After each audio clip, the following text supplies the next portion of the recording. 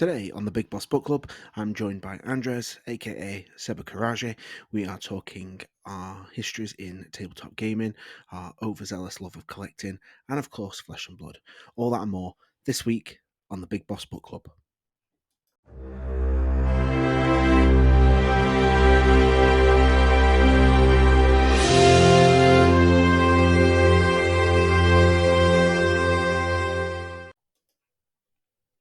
I was recently invited to take part in the Great Mail Day series on Go Again Gaming. If you've not watched it, I would massively recommend going and giving it a watch. It was an absolute blast to record. I'd also recommend subscribing and liking to the video to let us know that you want to see more of me on the channel, because I'm an absolute unscrupulous shill for my own product. However, myself and the co-host of the show stoked a conversation around Yu-Gi-Oh! And Pokemon that I really wanted to continue in a more dedicated space. So my guest this week is a stalwart of the Bravo Bros channel on the Go Again Gaming Discord server and a fellow overzealous collector, Andres, aka Sebacoraje. Welcome to the Big Boss Book Club. How you doing, good sir? Thank you very much for welcoming me. I'm doing fine. Yeah, So I didn't butcher that then, did I? That's right, isn't it? no, that's right. Hey, I've been practicing it all day. I'm not even going to lie to you. Every so often, I've just stood there and gone, Sebacoraje. Just randomly out of nowhere. Hold up, your connection broke. Oh, I think we're still showing, so we'll try and plod through. All right. No, it's I just mostly end if up your having to hand it recording is over. going It's because it fine. says it stops at my side. So So you see the breaking up. yeah, can. I think the issue I've got is that the missus is on streaming.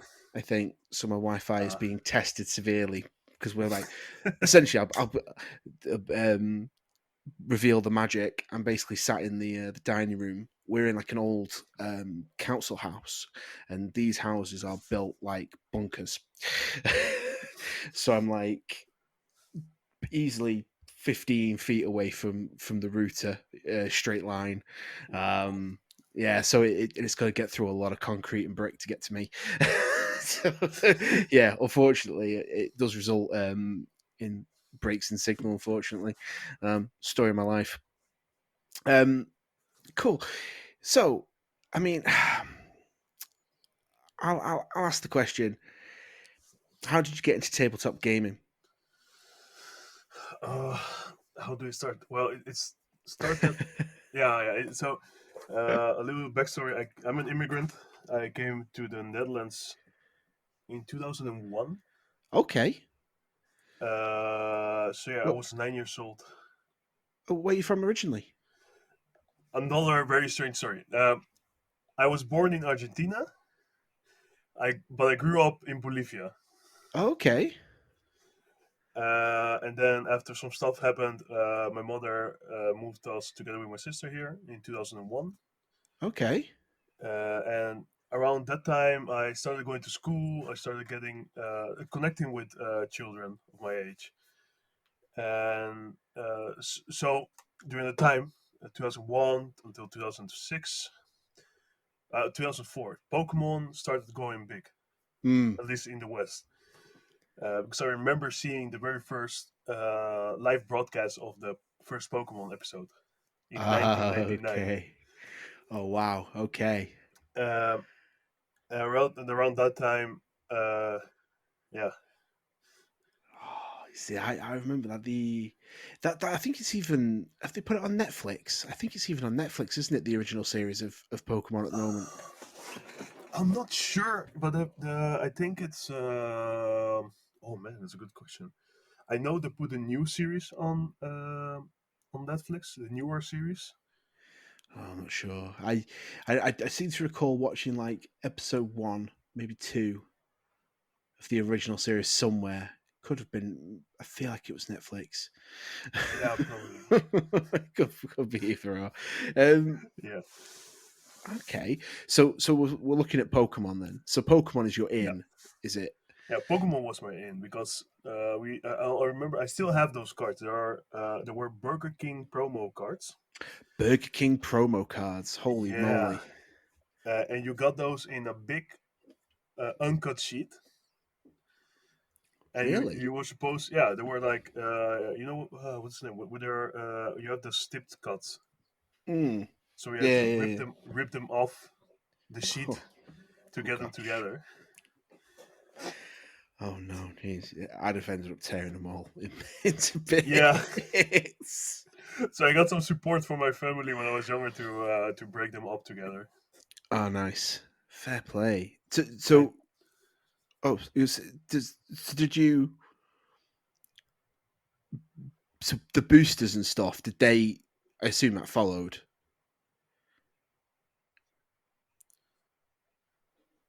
no, because we were poor. Oh, okay.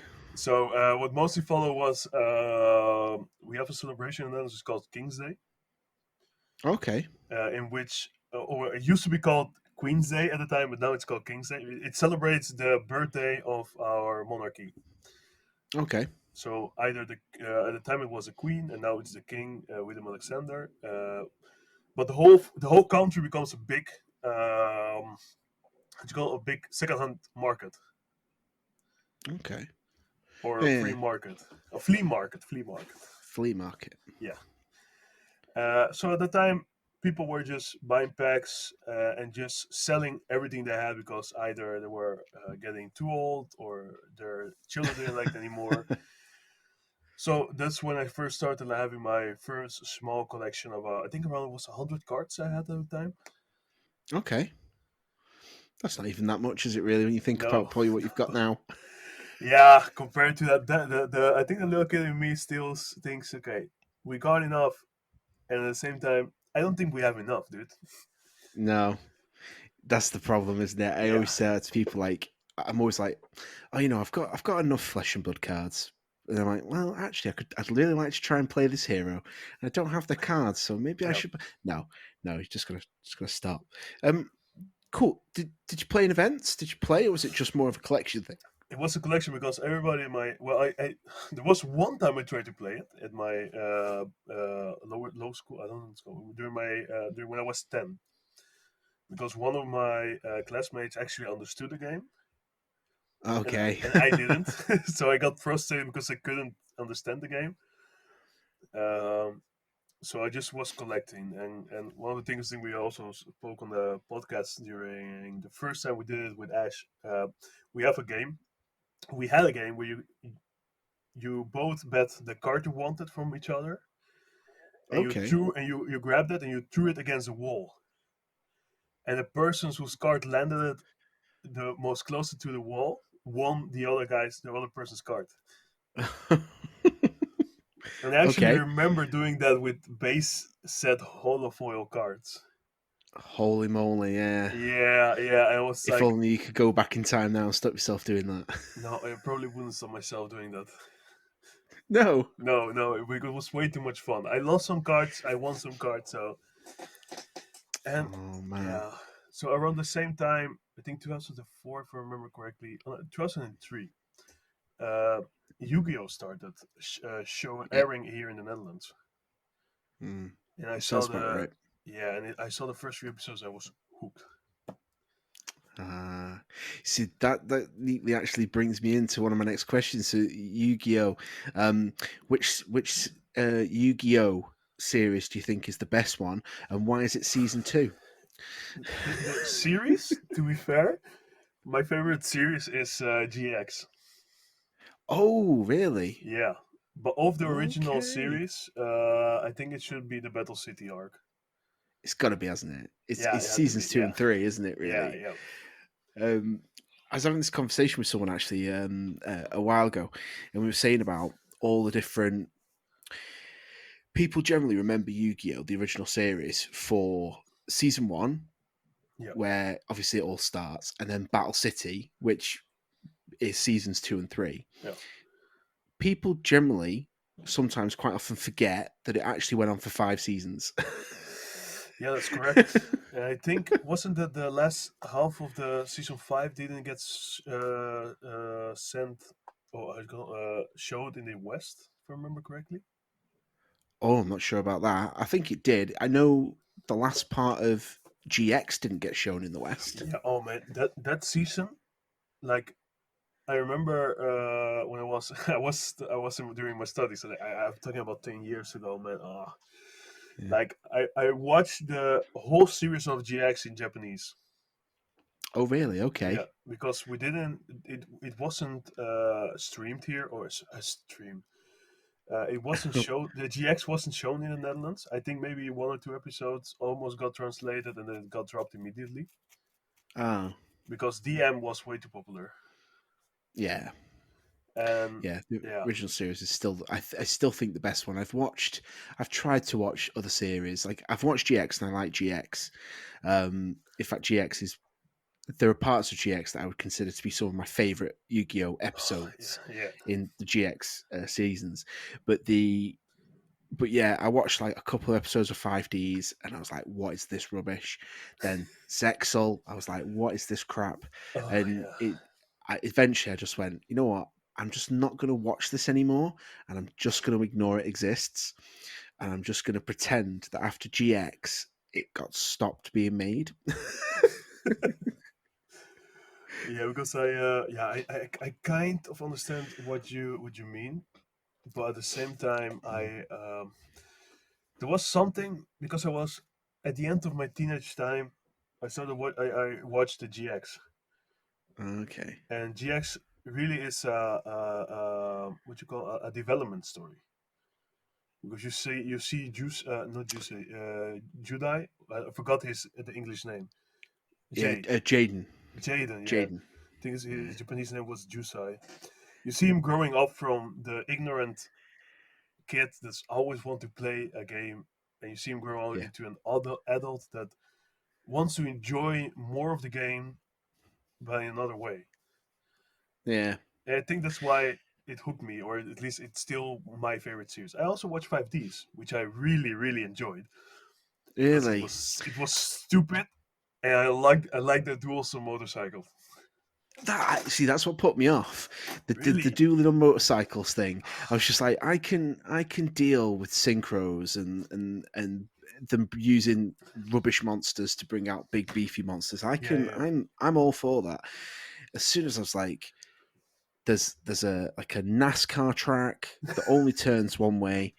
yep. It's just left turns, nothing but left turns, and they're on motorcycles dueling. And I was like, come on, come on. There's got to be a point where you say stop. Yeah, I but I felt like that think was a good point to do it. it comes back to the age I watched. I think I just ended with GX, and I started watching 5Ds when it was around episode 50. Okay. Oh, so So that's quite far in, isn't it? yeah, so I I started think. rewatching and actually watched it and follow it up and actually catched up with the 50 episodes. Okay. Uh, I'm gonna have to watch it, aren't I?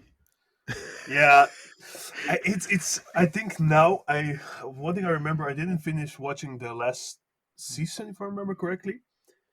Not a really big spoiler, but at a certain moment they fight against Unbound Immortals. Okay. It's a archetype of Yu-Gi-Oh cards, and I Mm. think I stopped at the time, and that's just before the ending.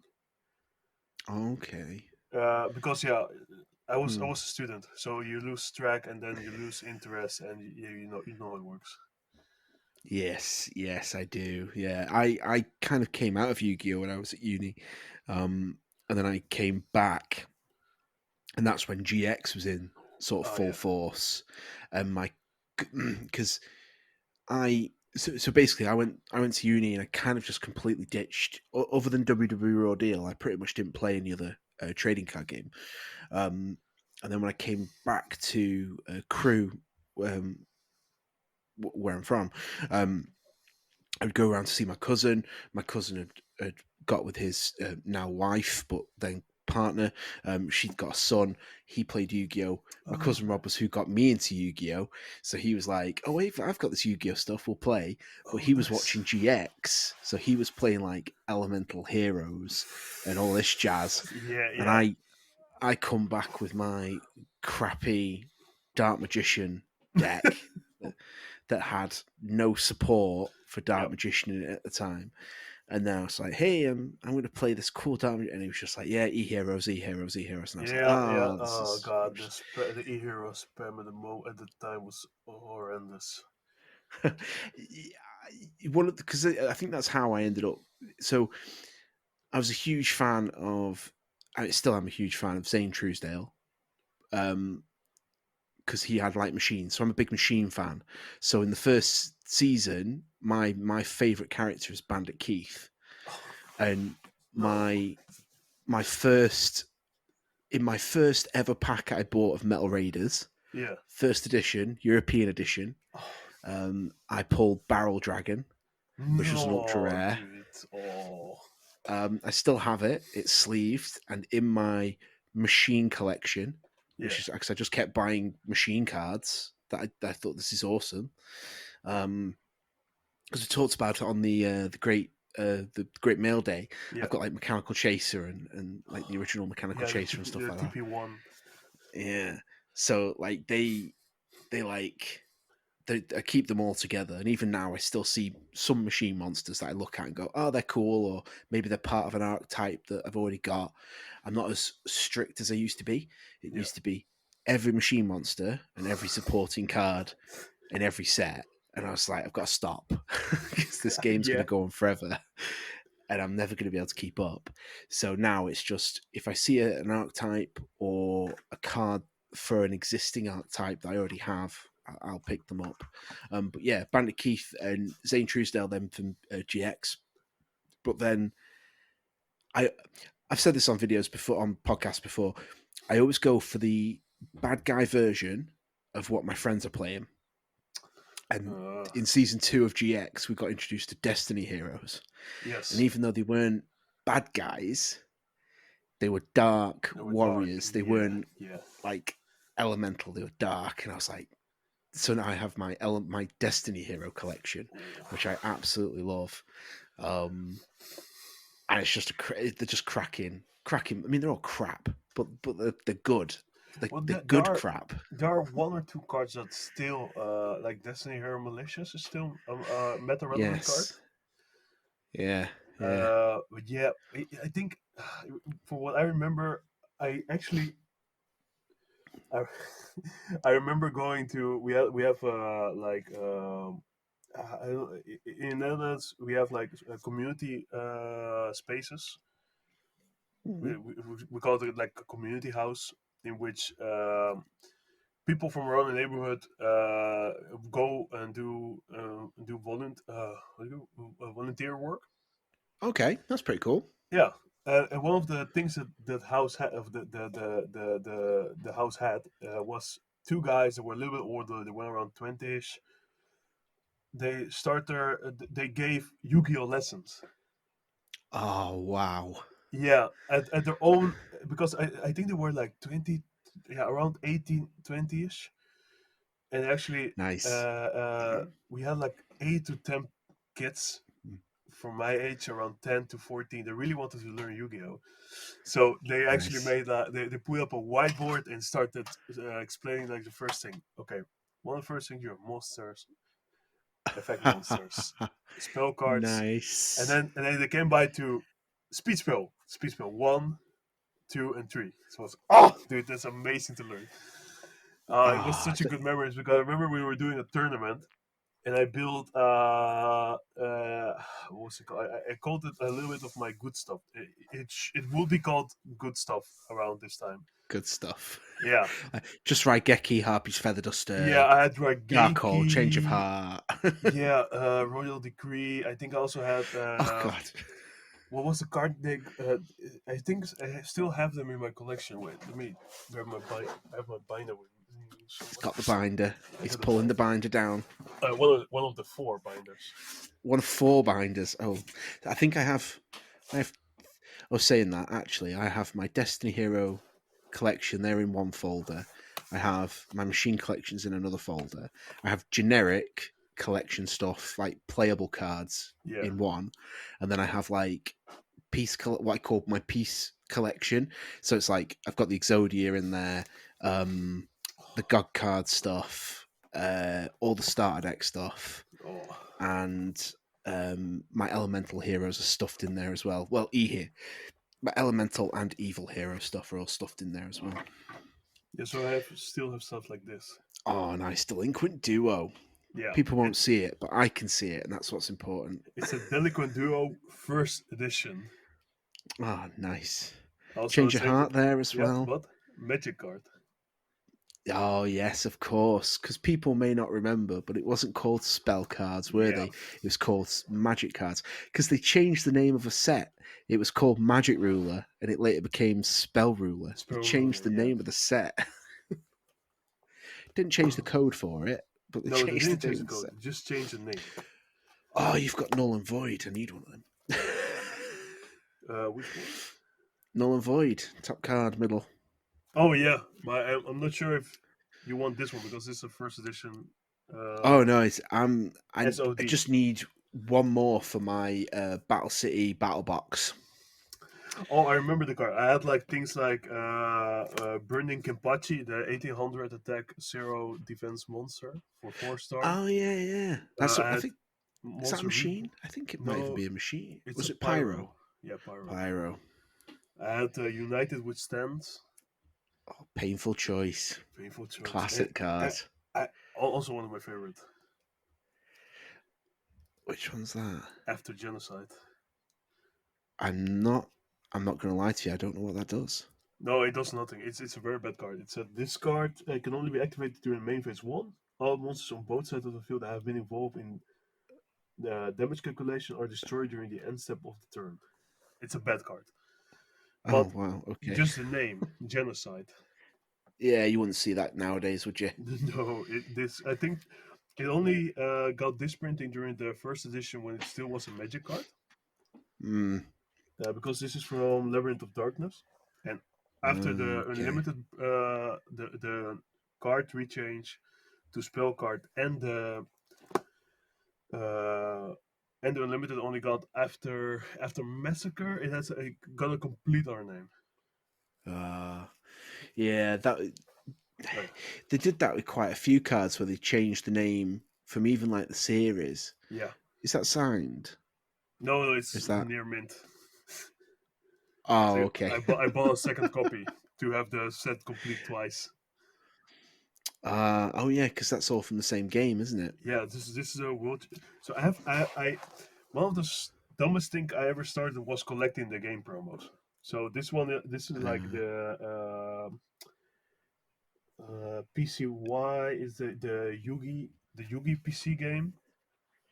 yeah, They had the they did a 5 promos, Yugi and a Kaiba one, didn't they? the Kaiba one and Yeah. the Joey one, Yes. and also the World Championship 4 set.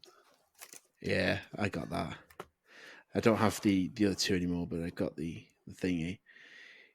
Oh yeah, Siraru. Seiyaryu. This Seiru garbage card, Yeah, but it was like really expensive yeah, because it was part of the promo set from. yeah. Oh, SDD. Side dimension. I don't I'm remember anymore. I oh also got sure. I know more. Sal. The Dyson Exchange. That's pretty Yeah, cool. The Sage of Stone Knight's Tale, Dark Magic Knight. Yeah. yeah. And I think one of my favorite stuff I ever collected was this. Oh, the Lost Art promos of Yeah, Exodia. Oh man, that's with pretty the sexy. with the monster reward. Yeah. You see, I think the Lost. That's something I do like about Yu-Gi-Oh at the moment. The Lost Art stuff. A lot of it is really good. Is that all Lost Art? It is, isn't Yeah, it? it's Yeah. all. I think I have like 2 pages of just only lost art. I've got a couple of them. I have the machine ones, so I have Barrel Dragon and I Oh yeah, have the XY. Is it XYZ Dragon Cannon or VWXYZ yeah. Dragon Cannon? Yeah, so I have that, and I have the Barrel Dragon because I got them for the machine collection. Oh yeah, of course. Um, but I do think they're really nice artworks. I think one of one of my favorites because I remember actually having the Tricks, and it's Yeah, just yeah. it's basically just the added cleavage, isn't it? That's literally all they did. No, actually, also the tier open suit. Is that? Oh no, she's got a full red suit, hasn't she, Yeah. on the normal artwork? Yeah, so something for the listeners: the original Elemental Hero Bersertrix has like a very color open cleavage and also a very color open dress. Yeah, So yeah, those are some interesting stuff to look at the censored English cards. yeah. Yeah, I always blows my mind because there's this is it Chocolate Magician Girls, one of them, and literally that is just they just added cleavage. There's Yeah, there's no this one. there's no actual difference to the artwork. I'm pretty certain. No, I think they also they don't like the open belly stuff. So were they fully clothed Yeah, fully covered in the normal artwork? yeah. And the same goes for like the storming wind cards. One of Yeah. those is like I think they made her skirt longer. Okay. So Yu-Gi-Oh has a Look. very strange, yeah, it's a relationship History of covering up their characters. with female cards. Mm. Yeah, yeah, and also some Japanese. Yeah, I don't know. So Oh, you collect the Japanese stuff as well. yeah, a little bit. Is it specific things that you collected from the Japanese cards? Uh, Whenever like a special set comes out that has like cards that I really like, for me like zombies are my a little one of the stuff I collect a lot. Okay, cool, Uh, cool. uh, because it's also one of the first stuff I got. Well, it's not really. The first two structure decks that came out were Of course, yeah, the the Dragon zombie. Roar. No, the Dragon Roar. Yeah, SD1, that's this one, the red dice structure deck. yeah. And then And there's the SD2 was vampire. the Is it Vampire Vampire Genesis? Vampire Genesis. Yes. Yes, that's the one. Uh, yeah, and I started with those, and I don't know why I stopped playing with dragons because dragons were always overpowered. Yeah, yeah. I mean, You look if at you like remember Blue Eyes like alone. Blue Eyes or the that Dark Arm Dragon happening Yes. during the GX meta together with the Gladiator Beast and everything in the Italy stuff. It was Ugh, I hate Gladiator Beast. I hate I, him. Hate him with a passion. My cousin, he has Gladiator Beast, and I'm always like, oh, this is really annoying me.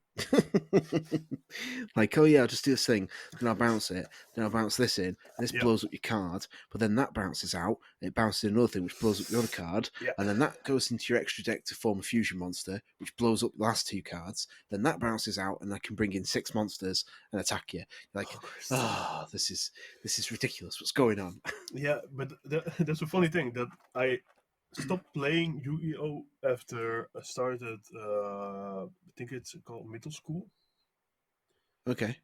and then at the end of middle school, So what it's age going. period is that? That was around when I think GX just finished airing. So what age group is that? I think starting from 12 to 18 or 13 Oh, to okay. 18. 13 to 18. Okay. That was when then I remember I stopped playing because I went to I went to high school. That's it. High school. Yeah, sorry, I was around 13 when I came down from middle school or basic school. At least we call it in the Netherlands. Mm. And then you go to the 5 years of high school you need to do to see if you can go to university. Yeah. Yeah, Okay. yeah. Oh, I see Yeah, now. because over here it's 11 to 16 is high school, Yeah. and then you obviously you shipped out to college, 16 to 18, and then it's uni Oh, 18 yeah. plus. Yeah, we Okay. have the high school which starts around everywhere between 12 years old until I was 18 when I finished because I got I got stuck on a grade. I had to repeat a Oh year, wow. Okay. and then you can go start university depending on your level. Okay. That's different. I was fascinated how education systems work in other countries. I find it fascinating. Yeah, it's always funny to hear. Also, So let's kick off of how how we're in uni so long. the different ways because we have got Sorry. No, I was just gonna say I find it fascinating with how, like even while sort of like the American system, for example, Yeah, I find that really fascinating. How they seem to have like high school for them is only like it's like the equivalent of college here. So it's like only like a 2 year yeah, period, I isn't it? think Like a so. two Yeah, 3 year period. And it's like 16 to 18 or whatever. Where over here we're like we've already done high school, mate. We're out. We're gone. We're done. We finished it. yeah. One of the coolest things, not to drag on this conversation, so we could go back. Mm. We also have like we have levels of Okay. uh, of uh, of studies. So we have the it's more divided into what people like. We have like a level in where you are really stimulated to do intellectual stuff. So it's learn one of Okay. the you're obligated to learn Latin at that level, and then a lower level it's like okay you are stimulated to try to develop yourself in an intellectual way, but also be able to see the practical stuff. Okay. And we have a little bit of lower level that's mostly focused on people to learn more practical stuff. Ah, okay. Like something like vocational, um, sort of. Yeah, yeah, some more Yeah, vocational stuff. vocational. That's the right sort of stuff, isn't that's the right term? Yeah, vocational. That's what I was thinking. Okay. Oh, that's pretty cool, actually. Yeah, It's fascinating. I find it fascinating. Yeah, yeah. but It, we'll it jump back also in. it also yeah. Oh, So it also helps a lot to one of the things how it helped a lot to for people I know to develop yourself because I know a lot of people who are very intelligent but hmm, aren't great with doing the more lectural and uh, like studying a yeah, lot of studying and writing and yeah. I reading. know what you mean there. There was a guy in my high school who is, I mean, he still is, as far as I'm aware, an absolute, like, he's an absolute genius. Like, this, like, we're talking like brainchild. Um, and he so he passed his GCSE maths in like year 10. So year 10 and 11 are like the last 2 years of high school. And he passed his GCSE, which is like really what you should be passing in year 11, in year 10. So in year 11, he did a GCSE in statistics and he got like A stars, like across the board. But when it came time to doing other things like English and science, Yeah, he just could not compute. Like, and I remember him getting up and storming out in one of the exams, making like a really big hissy fit out of it, yeah, yeah, and everyone was like, "Wow!" Like he just like meltdown. But he was an yeah. But absolute genius, absolute genius. yeah, but that happens, and that's Mm. one of the things I'm thankful for. I came to the Netherlands uh, because I was one of those lazy students. I Ah, could always learn whatever I wanted, but I never really something got me until I got into my very last 2 years of high school, and then I got into engineering. okay. Oh wow. Yeah, So, and of course, because now, so a bit of background. yeah, You work in essentially um, IT, basically is the simplified. yeah. No, I'm a when civil when you're not engineer. To be when you're not doing Yu-Gi-Oh! Master Duel and yeah, playing I'm doing like engineering Fortnite. work. Oh, Yeah, I love it. Um, no one will know that. That'll be a nice inside joke for us. That's yeah, fine. yeah. We'll keep Good. that to ourselves. Post it in Um, the comments, people. Post it in the comments. Ask Post- for intel. ask for the intel. Yeah, You'll find it. Um, so back onto Yu-Gi-Oh yeah. before we start thinking, did you ever play that in any competitive way, or was that more of like say like Pokemon, where you kind of like, hey, we've got these cards, let's chill out with them. No, I actually went really no. I went as much as my budget allowed into competitive. Okay. It was, I think, during the high tides of the Blackwing meta. Okay. Yes, that's not Yeah, something I was out by then. yeah. I Like think it way was still out. during. That was around almost at the end of GX of 5Ds. Hmm. I played during a Grand Prix that was organized in the Netherlands against the Dutch champion. I was 19 or 20 years old.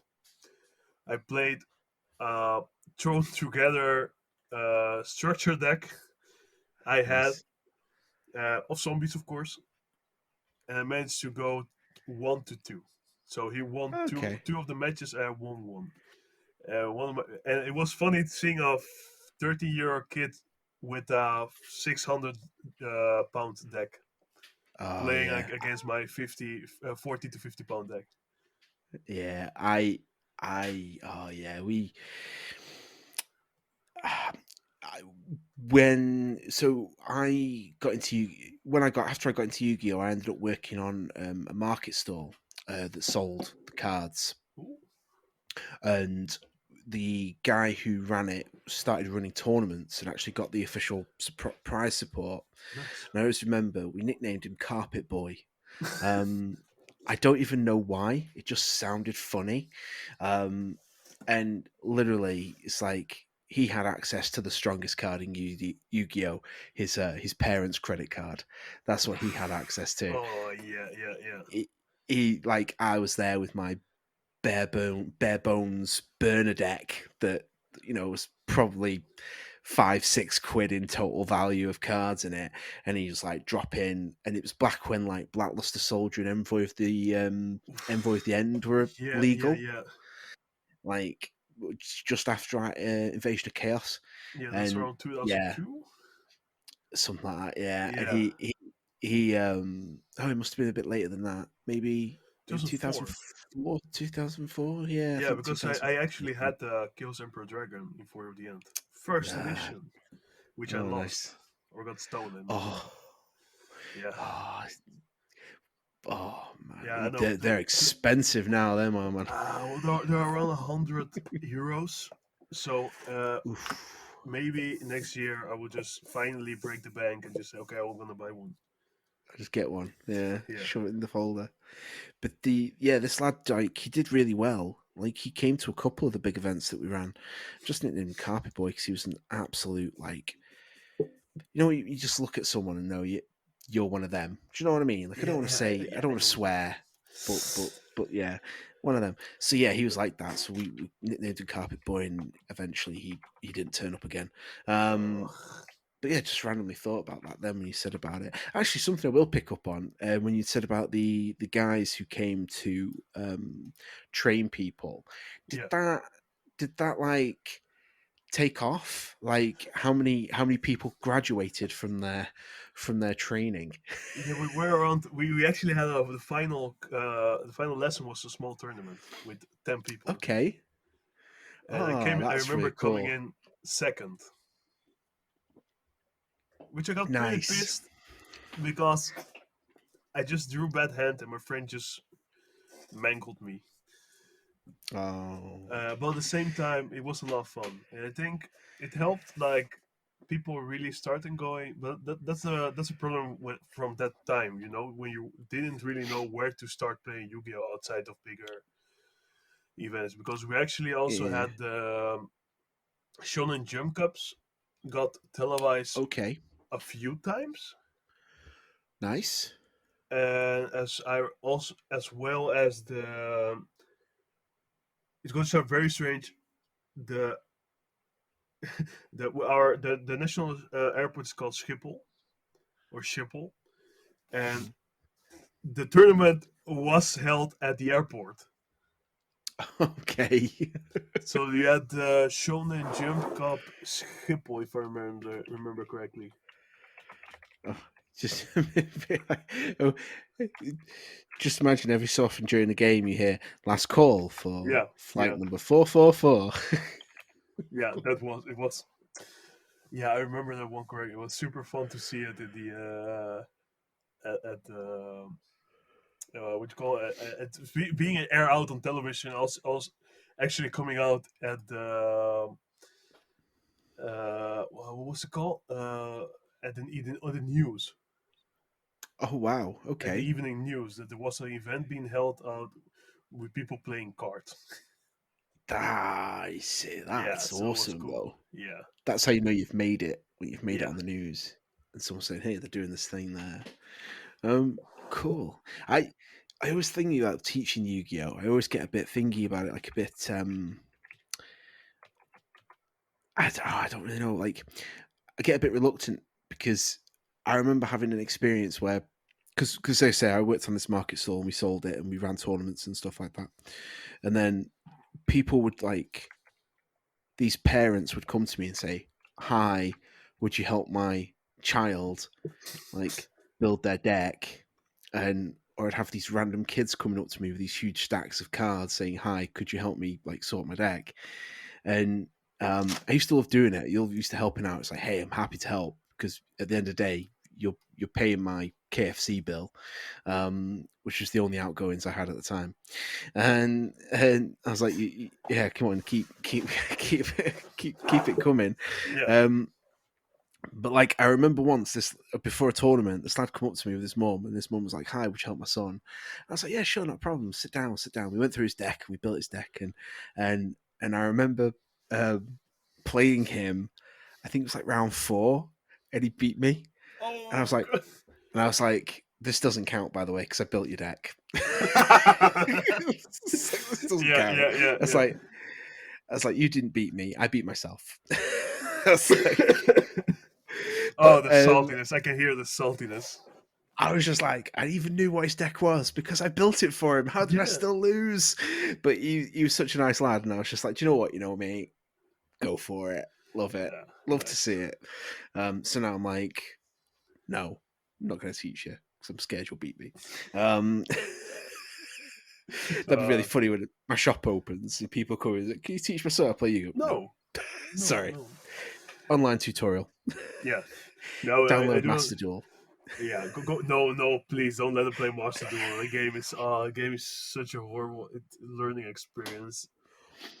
Really? Yeah, no. At I, least if you try to play rank, which I think a lot of oh people yeah. did this at the when it just came out, instead of following the stories and the tutorial mode, people went into rank and not knowing what they were doing. And because there are decks that combo for 5 to 10 minutes, Oh yes. and Oh yeah, yes. and if you don't know that that can happen, especially if you start playing Yu-Gi-Oh, Mm. you it gonna it's gonna leave a bitter aftertaste. Oh yeah, I actually recorded a video. I think I even put it on my. I think I may have put it on my Instagram page. Um, this so I went first. I had my trusty Dark Magician deck. Yeah, Um, I think it was like a couple of cards face down and like uh, monster face up or something like that. I'd got Dark Magician ready to pounce or whatever, and this guy literally just played cards. I think I sat and I worked it out. It was something to do like the video's like 5 minutes long, and he got to a point. I say he. I don't know if it was a he. Obviously, it's a nameless, faceless yeah, username. Um, but my opponent got to a certain point, and clearly they'd realised they'd messed up somewhere in their chain. yeah. Like they hadn't played a card at the right point, or they'd searched for the wrong card or something, With the and they just mistiming. gave up. Yeah, yeah, that happens. They just gave up, and I was like, I've been sat here for nearly 5 minutes You watching this decide to person concede. play cards, and they've conceded.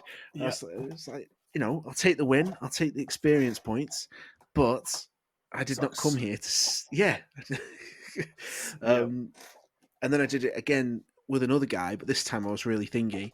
Um, they played a couple of cards, but I'd got the cards of magician's navigation, magical navigation, something like that. yeah, So yeah, if you've got dark magician in your hand, summon him, then summon a level 7 or lower dark spellcaster from your deck. So dark magician from hand, dark magician girl from deck. I flip over.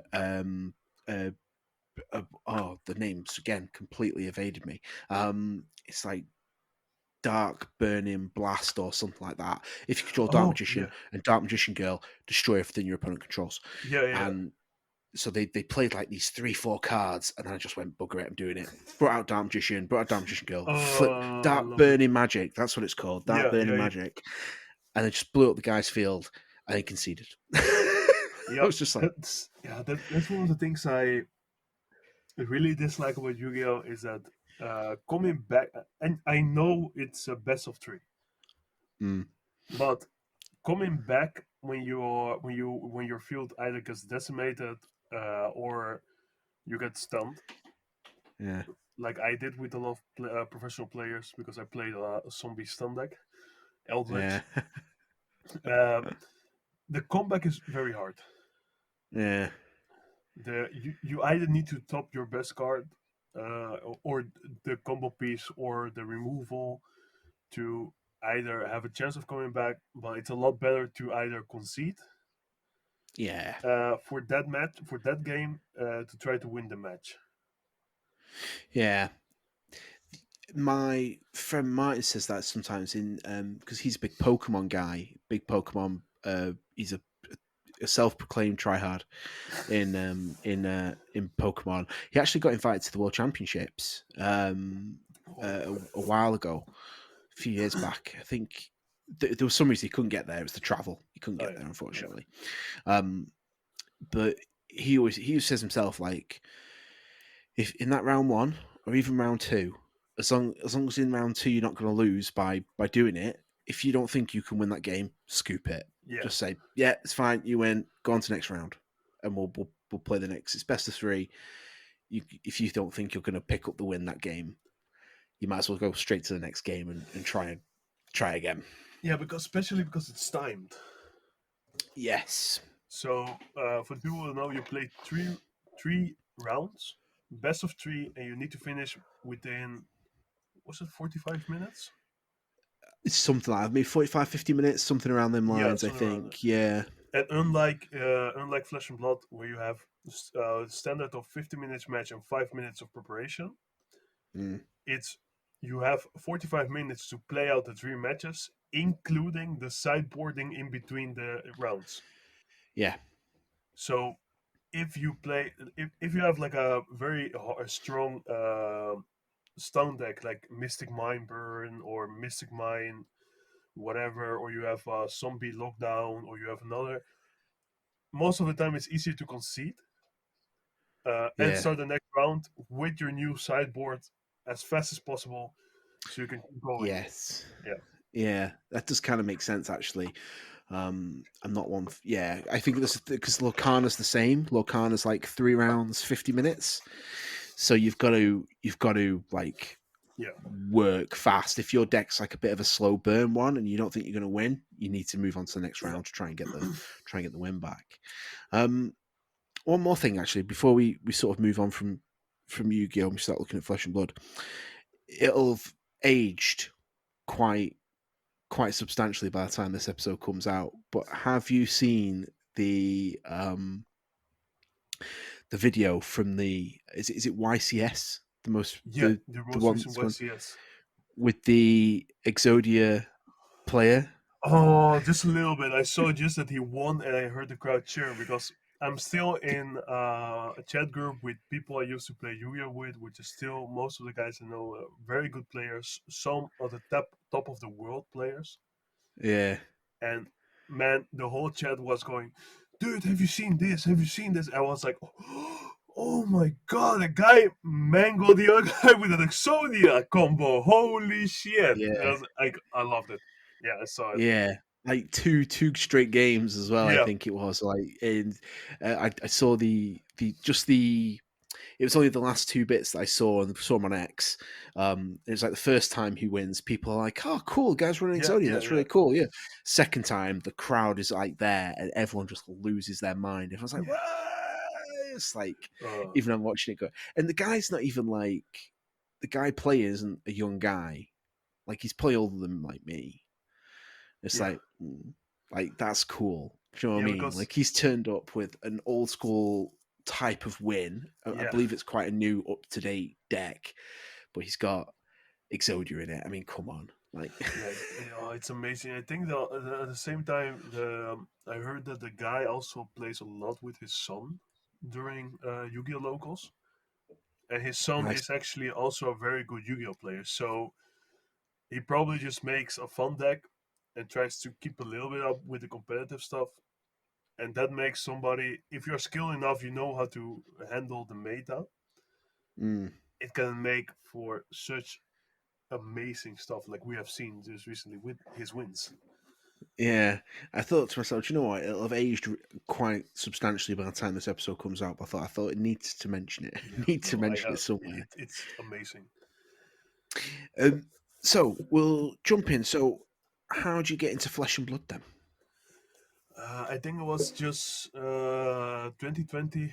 The whole pandemic stuff happened, Hmm. and I I've been watching like Alpha Investment for years, release Okay, videos. okay, At a certain moment, I was starting like, okay, this looks like a cool game. And I asked a friend of mine who has his own small shop. Well, he does a lot of conventions, comic cons, and different stuff like that. And he okay, sells cool. mostly model kits, like the Gundam model kits. Oh, Yeah, that's and definitely different. yeah, I'm also a very big fan. uh, Nice. and a few years ago, I remember he was selling Pokemon stuff. Uh, and just before everything exploded, I was asking him, "Hey man, I have some extra money left. I've just recently quit my job, or was recently my contract didn't get extended. I got a small relief bonus. Do you still have your Pokemon stuff for sale?" Yeah. So I bought and he told me, yeah, I still have some stuff. This is my price. I told him, yeah, that's fine. I'll take 3 boxes of this, 3 boxes of that. Uh, and also, can you order Flesh and Blood? Because at the time, when before the pandemic, Flesh and Blood used to be sold by Blackfire in Europe, Okay. and Blackfire and LSS didn't have the policy that you needed to brick and mortar store to order Flesh and Blood. Okay. So because we were both new into the game, he ordered 1 case. I got one half. He got the other half of Welcome to Raid. I told him, "Can you order me like I don't know the most recent set, which was Arcane Rising Unlimited?" He ordered a case for me. Okay. And this is not at the same time. It's in a couple of months, so it's not like I had unlimited money. Okay. So in like a I was span starting to for think, how big yeah was yeah this? How big was this relief bonus? How big no was no this no money? no. So in like I think in a span of between half a year, I got Okay. a few boxes of Welcome to Raid, a case of Arcane, and 2 boxes of Crucible of War First Edition, Oh, nice. Okay. and a display box of the Welcome to Raid decks, Ah, nice. which I still have sealed in my closet. Oh, really? Yeah, Okay. like I a whole couldn't. brick of the 8 decks. You see, I couldn't. I bought. So when Flesh and Blood, I first saw that Flesh and Blood was being released in the UK. I bought three. I bought Bravo, Dorinthia, and Rhinar, Oh and yeah. I actually only bought Bravo to make up postage, so I could get Oh free postage. Um, I was actually only buying Dorinthia and Rhinar. um, and these three decks were sat sealed in my drawer for ages because everyone's locked down, couldn't get together with anybody to yeah play. yeah. So they were sat in there for ever and a day sealed, and eventually I caved to pressure and I cracked them all so I could sit and look at them. So yeah, and then a few months later, Magic Madhouse in the UK, for some reason, got in the decks. Like Yeah this was when they were starting to shift in price. Like you're talking yeah 40, yeah. 50 quid each. Magic Madhouse had them for 9.99. What? So I bought Katsu, and then of course there was no You point in opened keeping it sealed. The yeah. others weren't sealed, so I cracked him as well. Oh yeah. I was at the moment I was like, oh man, I should really open, but I was like, no. You know what? I still have my like a whole stack of Yu-Gi-Oh structure decks sealed. Nice. Yeah, Is of because I course. collect Yeah. structure decks, and I want to keep the seal. I really like the art on it, and it looks just it looks very clean. So we just prop it into a paper bag, so it keeps safe, and just drop it into a closet. The same thing Nice. I did for my Care Rising case, which I opened a few months later. Yeah. Yeah, I'm no good at keeping things sealed. I'm very much I have a load of sealed stuff like dead CCG stuff that I have sealed. Um, but if I'm playing the game, I can't keep anything I can't yeah, keep yeah. anything I sealed. can imagine. I remember with a bonus I got from back when my bonuses were paid quarterly and not monthly. I remember getting my bonus and buying a box of every set of Flesh and Blood. So I got like a box of Wraith, box of Arcane Rising, box Yeah, of Crucible, and Monarch. I think Tales of Aria may have been out as well at the time. I think it was like 5 boxes that I ended up buying, and I was like, I'm going to keep them. Well, I said I opened the Crucible of War box, yeah. and that's how I got my Arknight shard, which I'm very happy with. Like Nice. fourth pack in, I was like, Oh, might as well just dump the rest of the box. I yeah, got the card I'm getting. Um, but the others, I was like, I'm going to keep them, and then at some point, I can break them out and maybe do like a sealed or a draft or something like that. yeah. That'd be really cool. No, less than 2 weeks later, every single one of those boxes was open. Oh, I'll just open this one. No, yeah. no, opened all four. Oh Christ. Yeah. No. I kept my Arcane Rising case sealed for like 5 months. Oh man, the willpower. Yeah. No, it wasn't willpower. It was like I don't need anything until like because I started playing Ira in Blitz, Okay, and then I started wanted to try to play. When I started playing Bravo, when the game was at the Monarch first edition. No, okay. Tails first edition was when I actually really started to play. Oh, all right. Was Uh, yeah, what was it about Bravo then? How did that sort because of I what which? it was somebody said on it it was the easiest hero to learn, Hmm. and at the same time it's one of the most challenging hero to learn how to pitch deck at the end game. Yes. Uh, Yeah. and then I got baited into playing Kano. Oh. Hmm. Yeah, Yeah. and I Dirty was like, wizard. Hmm. I'll play Wizard. So I need Wizard cards. So I will open my case of Arcane Rising. Oh, that's why. Okay. Yeah, and a friend of mine was playing Lexi when she wasn't overpowered. So during the Tales first edition, and he wanted all the arrows. Okay. So I was like, Yeah, yeah, sure, and come they were of by and course all in we're gonna Arcane play. Rising because that's where Azalea comes from. Oh, the second best Yeah, and ranger. it was okay. Help me unbox everything, and we're gonna check on the prices, and at the time that you want, you can just have those. Oh, see, Arcane Rising.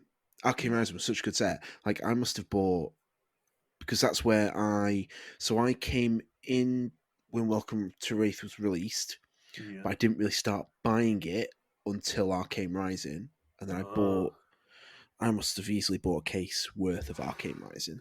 But it's first unlimited. I think it was pretty much all unlimited by the time because we had a massive delay getting it in the UK, Yeah, the same thing happened so in Europe. we weren't getting it in fresh, as far as I'm aware. Yeah. Um, I without being able to go back in time and look, I'm going to say unlimited to be safe. There could Yeah. have been maybe some first edition packs in there because I bought loose packs. I bought maybe 2, 3 boxes, and then I bought a load of random packs every so often. So the packs may have been first edition at some point, but I'll probably play it safe to say unlimited. But I went hell for leather unlimited because I wanted Dash. Somehow ended up walking out with more Viscerai Oh than I my. did Dash, Yeah, because yeah, that's yeah. where my love of Viscerai comes from. Because Hmm. actually, I wanted to sort of buy the packs to get the Dash cards because I thought, oh, steampunk, she's got a gun, and all these other idiots have got hammers and swords. She's got a gun. She's got a gun. You know, Yeah, we're gonna Indiana Jones it, the guy with the swords, and he just goes. Poof. And I was like, that's awesome. She got the cool steampunk look. I really like that. She seems very aggressive and pretty, not brainless, but like she seems easier to play from a mechanics perspective. So I was like, that's got to be the one for me. So buy Arcane Rising, buy Arcane Rising. Every pack just seemed to be yeah. more and more Runeblade stuff. Um, so I was like, oh, what's Runeblade? Oh, yeah, that's actually um, my love hate relationship starts with Viscerai. So Bravo then. So do you play any of the heroes? Did the Kano thing ever really take off? I don't feel like it did. Yeah. Well, I actually played it for like 4 months. Really? Wow. Yeah, and I actually started to learn how to do it, but at the same time, a lot of players got very salty near when I was playing him. Yeah. I actually managed. I think I won one armory with him, one blitz armory. Okay. Oh, Uh, Blitz Armory. yeah, That don't count. Not and with Kano. I maybe won a city armory. I'm not really sure, Oh. but a lot of people were playing warrior and Mm. ninja and other stuff, and so it so that really didn't like that. I was like, okay, you know what? You got me to one life. You're on 25. Your attack. Do you have any cards in hand left? No. Okay. So you know what? I'm gonna combo. Play. Draw two cards. Play. Pitch. Pitch. Pitch. I was busy for 5 minutes, and everybody over there was an ex Yu-Gi-Oh player, so they should have the patience to let me combo off for a few minutes and see if I could kill them. No. No, they didn't want. No. So yeah, but then I started play. For now, the only I play four heroes. At least, Okay, I didn't know that. I only really know you for Bravo. yeah. So I play Bravo in CC and Katsu. I recently started learning. Okay, that's interesting. And in Blitz, I played. Oh wait, I played five. Played five heroes. So in Blitz, I play Ira and Bravo, and I used to Okay. play Benji. Uh, uh, Yeah, I know. I again, I kind of have a love hate relationship with Benji as well. Not from like a play perspective. I've never played Benji, but like I like the idea that you can just keep going, Yeah, and your opponent can't really do anything, yeah. and then you can hit the spring tidings, just Draw completely cards. Yeah, redraw, and then keep going. Um, but on the flip side of it, I don't like it when it's being done to me. yeah. I managed to OTK one person in turn Mm. one, so they had the first turn, Ooh. then I had my turn. I was like, okay, I'm gonna poke you to that. Attack, attack, attack, attack. Magical momentum Oof. triggers. Go again. Da, da, da, da. I don't know how I did it, but it was fun. Oh gosh. Yeah.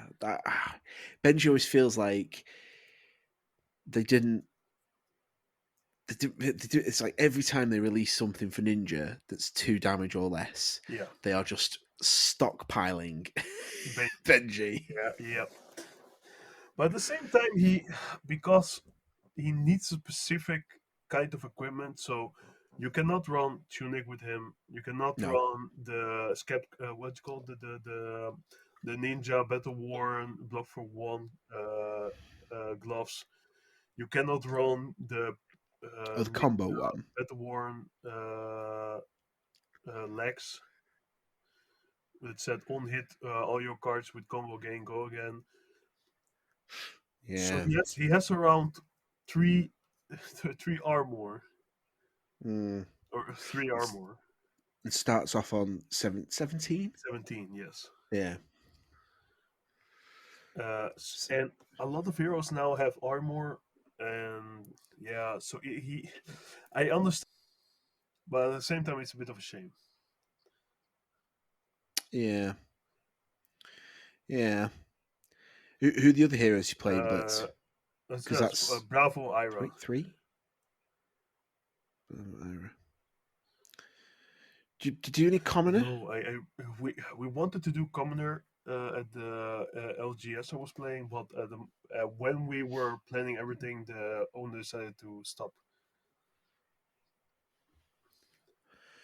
Oh, stop the No, game stop completely? with his physical shop. Oh, Yeah, that sucks. oh, that's Yeah, rubbish. I do understand he was paying around 2k, 2,000 euros a month for his rent and the store rent. Oof. So yeah, it's Wow. very expensive here in Okay. the Netherlands. But he got an offer from somebody he knew to have an store and business, store and house at the same time, and his rent got cut in half. So he paid Oh, 900 okay. euros a month to have a location where he could store all his stuff in a location which he could live. Lost you Oh there yeah. for a second. I think So his rent got cut in half, and he just paid 900 euros to have a location where he could store his whole store, his whole backstock, and Oh wow. to be able to live in the same place. So yeah, Okay. the choice get easy when you pay your so like your living standards get a lot better. Yeah, yeah. Oh my goodness. So I'm hoping that once I'm able to open up, that I can run at least a monthly fab event. Um, I'm pretty damn upset if I can't even manage a monthly one. Um, so video games. Where did video games come in? Because obviously, Yeah, when we did the Great Mail Day, yeah, you had a lot of video game stuff. Is obviously we've got Pokemon. What other is there something before yeah. the Pokemon To games be very or yeah, to be very honest, Pokemon games actually just came during the pandemic. Yeah, okay? before Oh that, wow, it was okay. like I said, I grew up. Like, when we came to the Netherlands, we were very poor. So Hmm. in a very toxic way, I never asked my mother for stuff. Oh yeah, yeah. Oh, So in a lost you very there. toxic way, I never asked my mother for stuff. Which is like if Oh, you have okay. children and you see, it's just a warning for everybody who's listening. If you have children and they do that kind of behavior, go talk to them because it can very much hurt them in the future. Uh, so I didn't ask her for stuff like games until like I was 14 years, and I managed to Okay. help her. And my first console was a GameCube. I Oh, did nice. have a Okay. Nintendo 64 when I was living in Bolivia, but my very first console in Europe was a GameCube. You see, the 64 for me is a classic. I actually never got a GameCube. Closest I've ever had to a GameCube is Yeah, playing some GameCube games on the Wii. yeah, it's a great console. I still have mine over here, like above like my desk, together. I always felt like really jealous about the GameCube because it had the remake of Resident Yeah, Evil. yeah, I always felt really bad, like, oh, I really want the GameCube, but I could never. When that came out, I was so young, and I'd only just kind of got a PlayStation, no, so there's no, no chance that my parents were going to also get me a GameCube. yeah, and so I started like a little bit collecting GameCube, and very little. Like I said, we didn't have a lot of money, so I got like a new game when it was in sale. I just asked him, "Hey, this game is now 10 euros, 20 euros. Can I get one?" So yeah, just wait. Give me a week or two, and then we'll get some money together. And then I had a small library, I think 10 games. Nice. And when I was Okay. going to a friend's house, I actually put them all in, put like 5 games in a case, and I lost the case. Yeah. Uh, so going a little bit Oh further, no. when I was 18, I was getting a little bit of money, and I got a PlayStation 3 as a present. Yeah. Nice. Fair play. It Gotta was love a such a fun PlayStation, man. console, and with that console, I really started to play like Call of Duty a little bit, very little bit competitive, and a lot of Guitar Okay. Hero. I didn't I didn't do the Guitar Heroes. I did Oh no, the I Sing really didn't Stars. want to do karaoke, so Oh no. It was awful. I was awful, but I could just pitch my ah, voice to match. but still, Didn't sound very good, but I could hit the nice. at least hit the notes. Yeah, so yeah, and at the moment, things kept rolling. I started playing like Street Fighter a little bit, and then keep going a little bit. Oh, And then nice. at a Okay. certain moment, when I was studying, I didn't have any time left. So it was in my last few years of my study, and I completely stopped Mm. playing on the console. I did get a laptop for the engineering to get to do my engineering work for my studies, and then I started playing a little bit of Okay. mostly older games, like Oh, okay. some Yu-Gi-Oh Nice. simulators. What's the other game? Neverwinter, Of course. Of course. the MMO version. Not a It's game I'm based familiar with. on Dungeons and Dragons, and it's Oh, played in okay, cool. the That's all right Forgotten then. Realms part of the Neverwinter lore, of the D&D lore. Yeah, it was very Okay, cool because I that's really pretty like the sweet. mechanic, and I always like to play the more tankier build. So it was a Guardian, of course. Of And course. well, my favorite mechanic was that I Of could course. actually hold down. I needed to hold down a button to actually block damage, but I also needed to be in the correct Okay. direction to block the optimal amount of damage. Yeah, yeah, and that Okay. was Yeah, one that of makes sense. the That things makes that sense. really Yeah. triggered me to play a lot of the game. And yeah, that Oh, developed nice. into like just when I started working and finishing my school, I got a little bit into the I got very hard into the PSP. Yeah, Yeah, good. I've got the PSP, but I've got very I little think I have for it. around, if I count correct, I think I have like 50 games for the PSP. Oh wow. Yeah, damn sight more than what I've got. I think I've got like two Yu-Gi-Oh Oh, but Tag those are great, and Forces. those are pretty rare also. Um, Yeah. they are good games. The versus system Oh, I don't know those. card game. It's like it's called the Marvel Trading Card The game, ver- but actually it was just versus system. yeah. In fact, it is versus system, um, and that's quite fun. Um, and I think I may still have portable Oh yeah. ops, Metal Gear Solid I have portable all three ops. of the games. I think.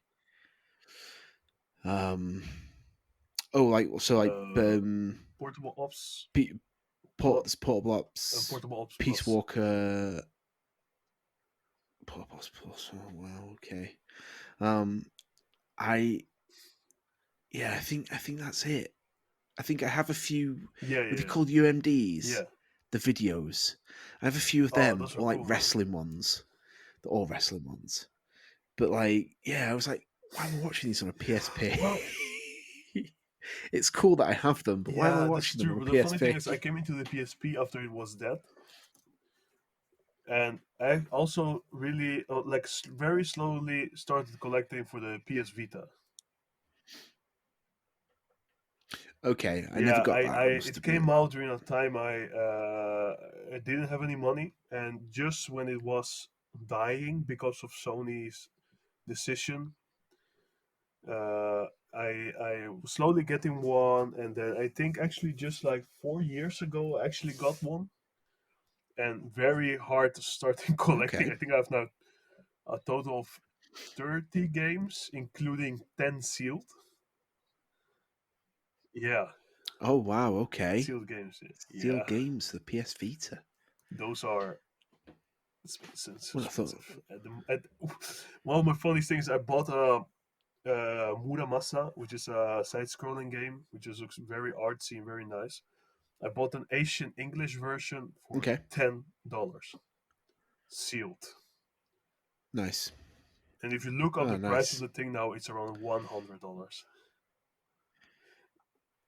Oof. And Get that bad I boy on just keep it eBay, in mate. just keep it Gets in the makes DVD rack I have. Oh, nice. Because you, obviously, when you're thinking on the Great Mail Day, you seem like you've got quite a lot of games. Do you? It's probably going to be a weird question. Which game is your game? My Which is your go-to. go-to? Is there one, or is there like one a console? Is Do, no, no, Sorry, you I didn't feel put. like I No, have no, put you on it's the a good spot thing. now, haven't Like I? I have my favorite console. Well, at least my recent most favorite console has to be either my 3DS, and the Mm, only two games I've actually been playing recently were the 3DS. The Pokemon Diamond on the DS, okay, that's because cool. I really want to finish the game Nice. so I can go into Black and White, and then into X and Y, and then into Sun and Moon. So I very slowly want to start playing the DS line. Okay. And the other console I've been playing is my Game Boy, and I've been playing Pokemon Ruby, Oh, okay. Game Boy Which Advance. Game Boy you got? Okay. Got any of I the other have Game the Boys, like classic the Game Boy, originals? the big brick. I have a Nice. modified Game Boy Color with Me. a backlit screen. I have Nice. uh, uh, the original Game Boy Advance. You know the the purple. Yeah, yeah, It looks a almost little looks a like bit like the PSP. PSP, I got doesn't the it? one Mm. modified with the backlit screen. I actually have a complete Okay. in box Japanese version because I found one for Oh 15 wow, quid nice. in Japan. In box, it's just Oh missing the wow. battery back, the battery cover. I have Game Boy Advance SP Tribal, Silver, and I actually have Oh a nice. Gundam Okay. exclusive version, which is very nice, and it's red with the logo of one of the bad guys on it. Yeah, Oh sweet, man, it's like a sweet. certain one was like, ooh, handhelds. I love those. Just give me everything I can find for cheap. Yeah, I've got the Game Boy, Yeah. the original, the brick. I have the Game Boy Pocket, the Oh yeah. transparent one, so you can see all the insides of it. The normal Game Boy Yeah. Color, just box standard purple Game Boy Color. I haven't got the Advance, Oh but I have got the Advance yeah. SP. It's just the blue one, so I think No, that's no. maybe like one The of the so standard everything ones. I that's not think. silver is a little bit rarer. Nice. Okay, yeah. So I've got the blue one. So I've got a rarer one of them then. None of them are in box or anything like that. They're all literally stuffed in a my Game Boy Oh bag. Like I don't know if you remember them, yeah. but they were official, like proper bags, and they had the Nice. sleeves for the games. There was like a zip Yeah, yeah, folder yeah. for all the books. There's like Everywhere. Velcro Yeah, straps yeah. for the consoles. Yeah, I've still got it now. I still buy games every now and then if I see them games that I like the look of and are a bargain. I bought I don't know if you'll know it. It's a well, I suppose it was released at the same time, but I knew it from being on the Mega Drive. Jungle Jungle Strike. Strike. No, no.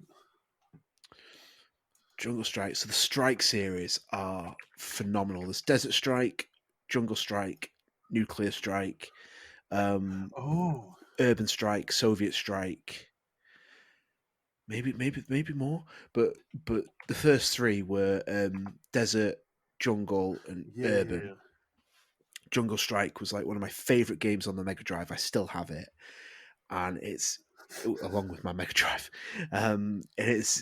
absolutely fantastic game, so much fun, and I saw it for £3. No case, no cover, no box, just £3 just for uh, Yeah, the game itself. And I was like, sure. I'm Sure, having I'll that take off. it. So I did. And it's in with the rest of the collection. It's just absolutely Oh, fantastic. So yeah, if I see things like that, I go, yeah. "Ooh, I like that." I'm generally happy to No, pick I them can up if they're imagine. I cheap. have like the. I Um, also have like. I have multiple PS Vitas. I have multiple PSPs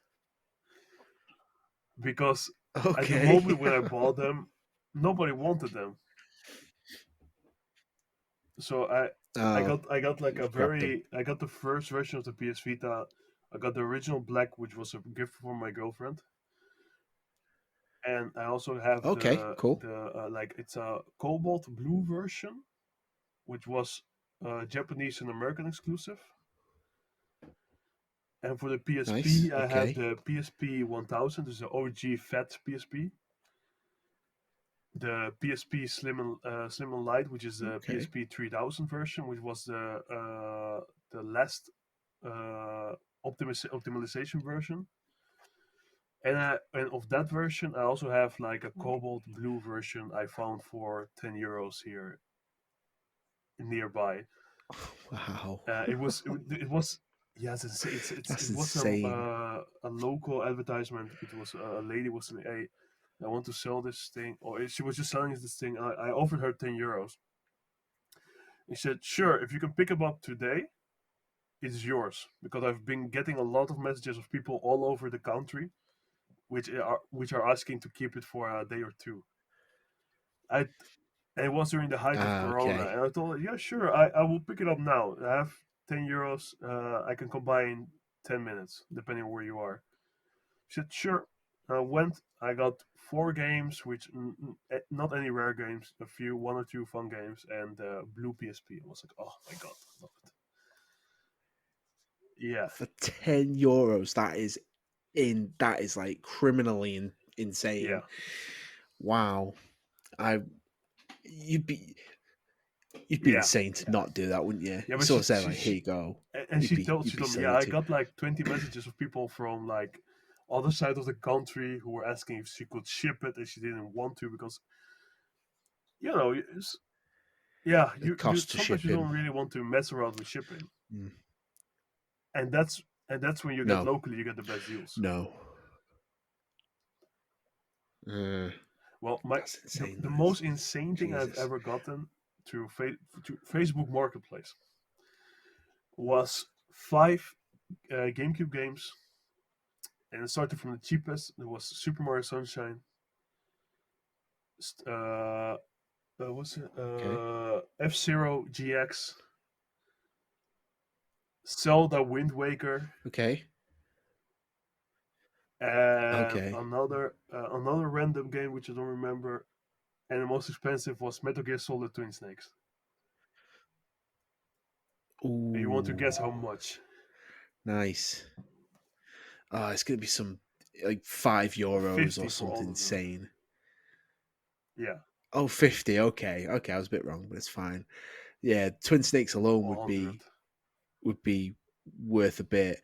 I had I didn't have Twin Snakes because I never had the GameCube, but I had Metal Gear Solid 2 Yeah, for the PS2. Substance, and then I had Metal Gear Ooh. Solid 3 Substance. And I traded them in to game like an absolute simpleton. Like looking back now, I wish I could go if I could go back in time and do anything, it'd be stop Yeah, myself yeah. from trading them into game. I don't even think I got much for them. I think I maybe only got like 15 Yeah, but quid that's sort of the things for that you each of do them. when you were younger. You don't have a Uh, lot of money.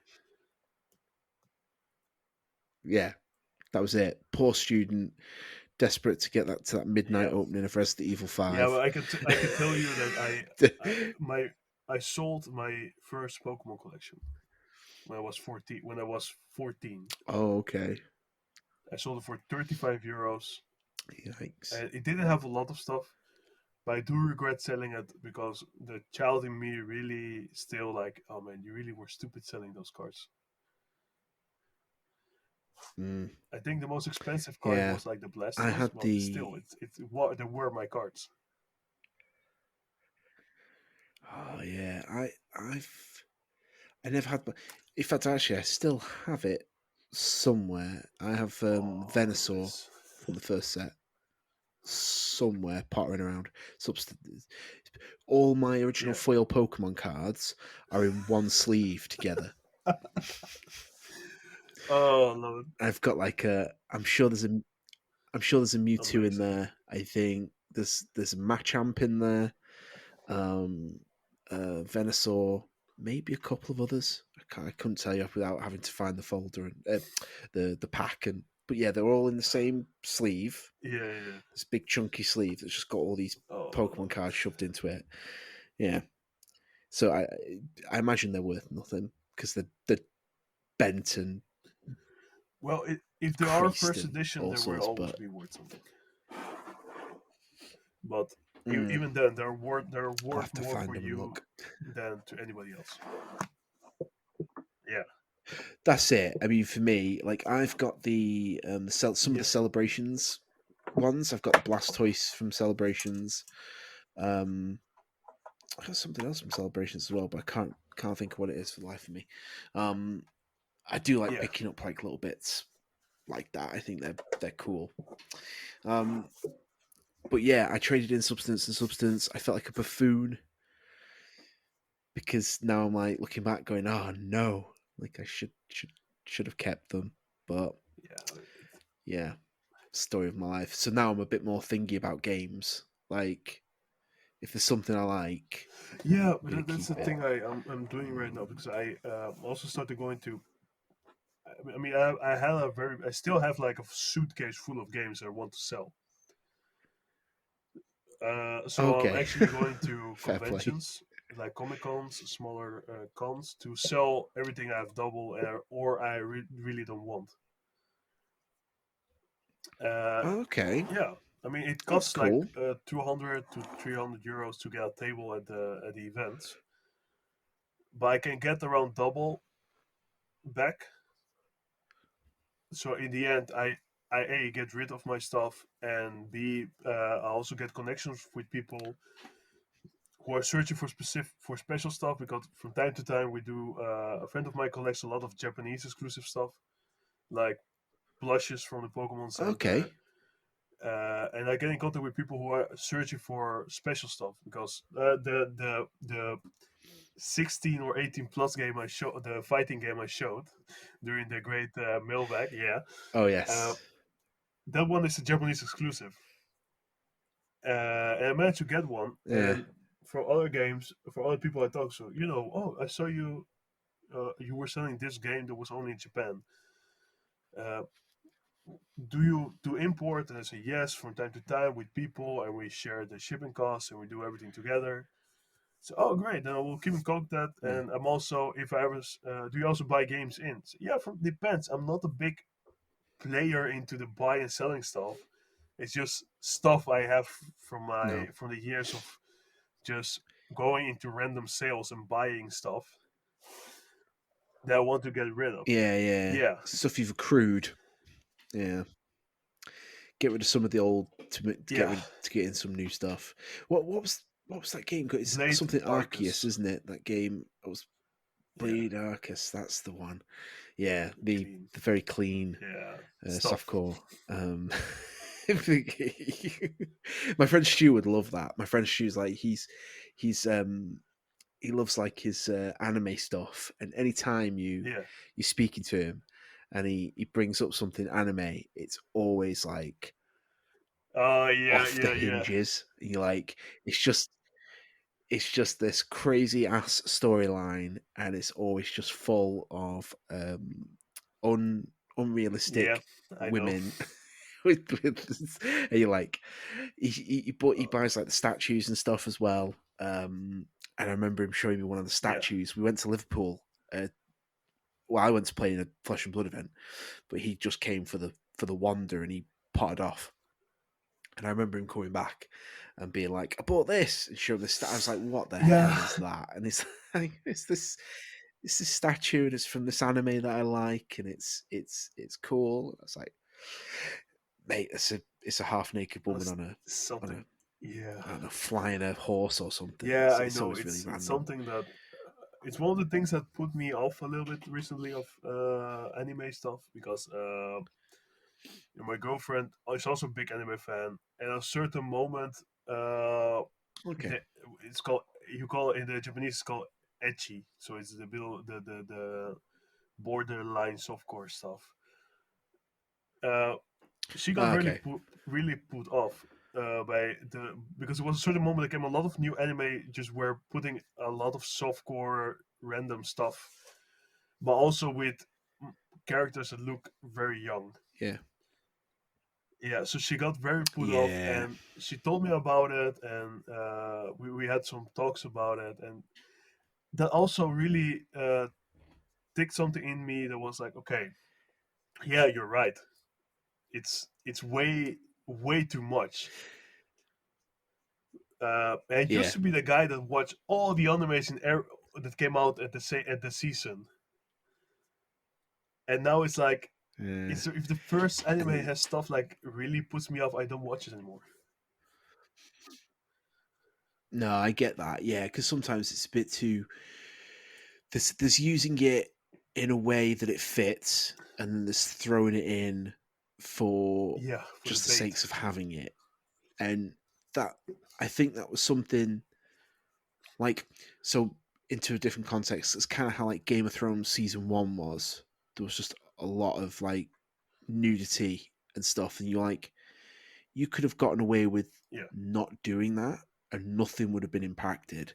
Where later seasons they Mm, dialed back on it, and it was when you saw nudity, yeah. it kind of meant something. Like it was kind of you could say actually it probably could have been done without it, but it being there doesn't Yeah. Yeah. completely blow the plot up.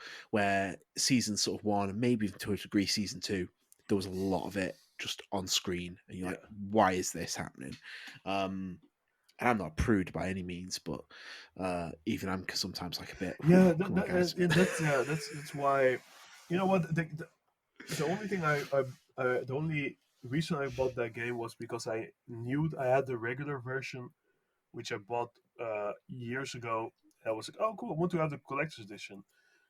But when I got it and I opened it, it was like, Yeah. you know what? I actually don't really want to have this kind of stuff in my house because the No. only I have two statues which I can say I own, and one is from like Yeah. one in six scale of Ryu from Street Fighter because yeah, Oh, he's one of my nice. favorite That's cool. characters in the whole Street Fighter franchise. And the other one is Batgirl, Nice. which was drawn and designed by Adam Hughes, which is one of my favorite artists. He has a little bit more of Okay. uh, so his proportions are correct, but he has a little bit more of a very pretty. How you call it? He gives his female characters like a nice shape, but nothing is blown over. Okay. Cool. Yeah. Yeah. It's It's not not the not anime style. Yeah, in your yeah, face or and yeah. because he's one of my Yeah. favorite In your face kind of thing. Yeah. comic book artists, it was the only one of the statues I ever found of that line of Mm, the DC. I think it's one of the DC Design series.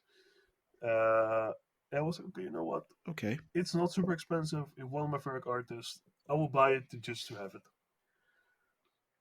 And yeah, and I don't Nice. have it I like that. displayed because I don't have the space for it. But just it's still in a box, which is a very I think it's a 20-year-old box now.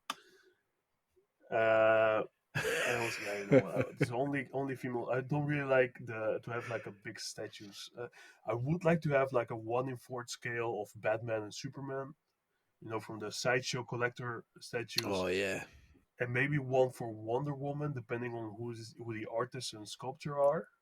But that's the most Mm, I'm willing to have like for a statue. I do have friends. I have like I think the guy has like 50, anime statues, all like the 20 to 30 Wow. centimeter size statues. And I'm like, dude, Damn. there is some stuff that's very, very, very borderline. And he said, "Yeah, but I do really like the character." And I was like, "Man, I know, I can understand, but it's the character is like 50 years, 15 to Yeah. 12 years old, and yeah, it's a bit of a borderline problem Yeah. with the anime community. Well, I'm not gonna say community, with the anime enjoyers, and Mm, yeah, it has become more mainstream, and a lot of people forgot that some stuff you need to keep for yourself. I don't mind you having the yeah. kind of stuff, but it leaves a bitter aftertaste in my mouth.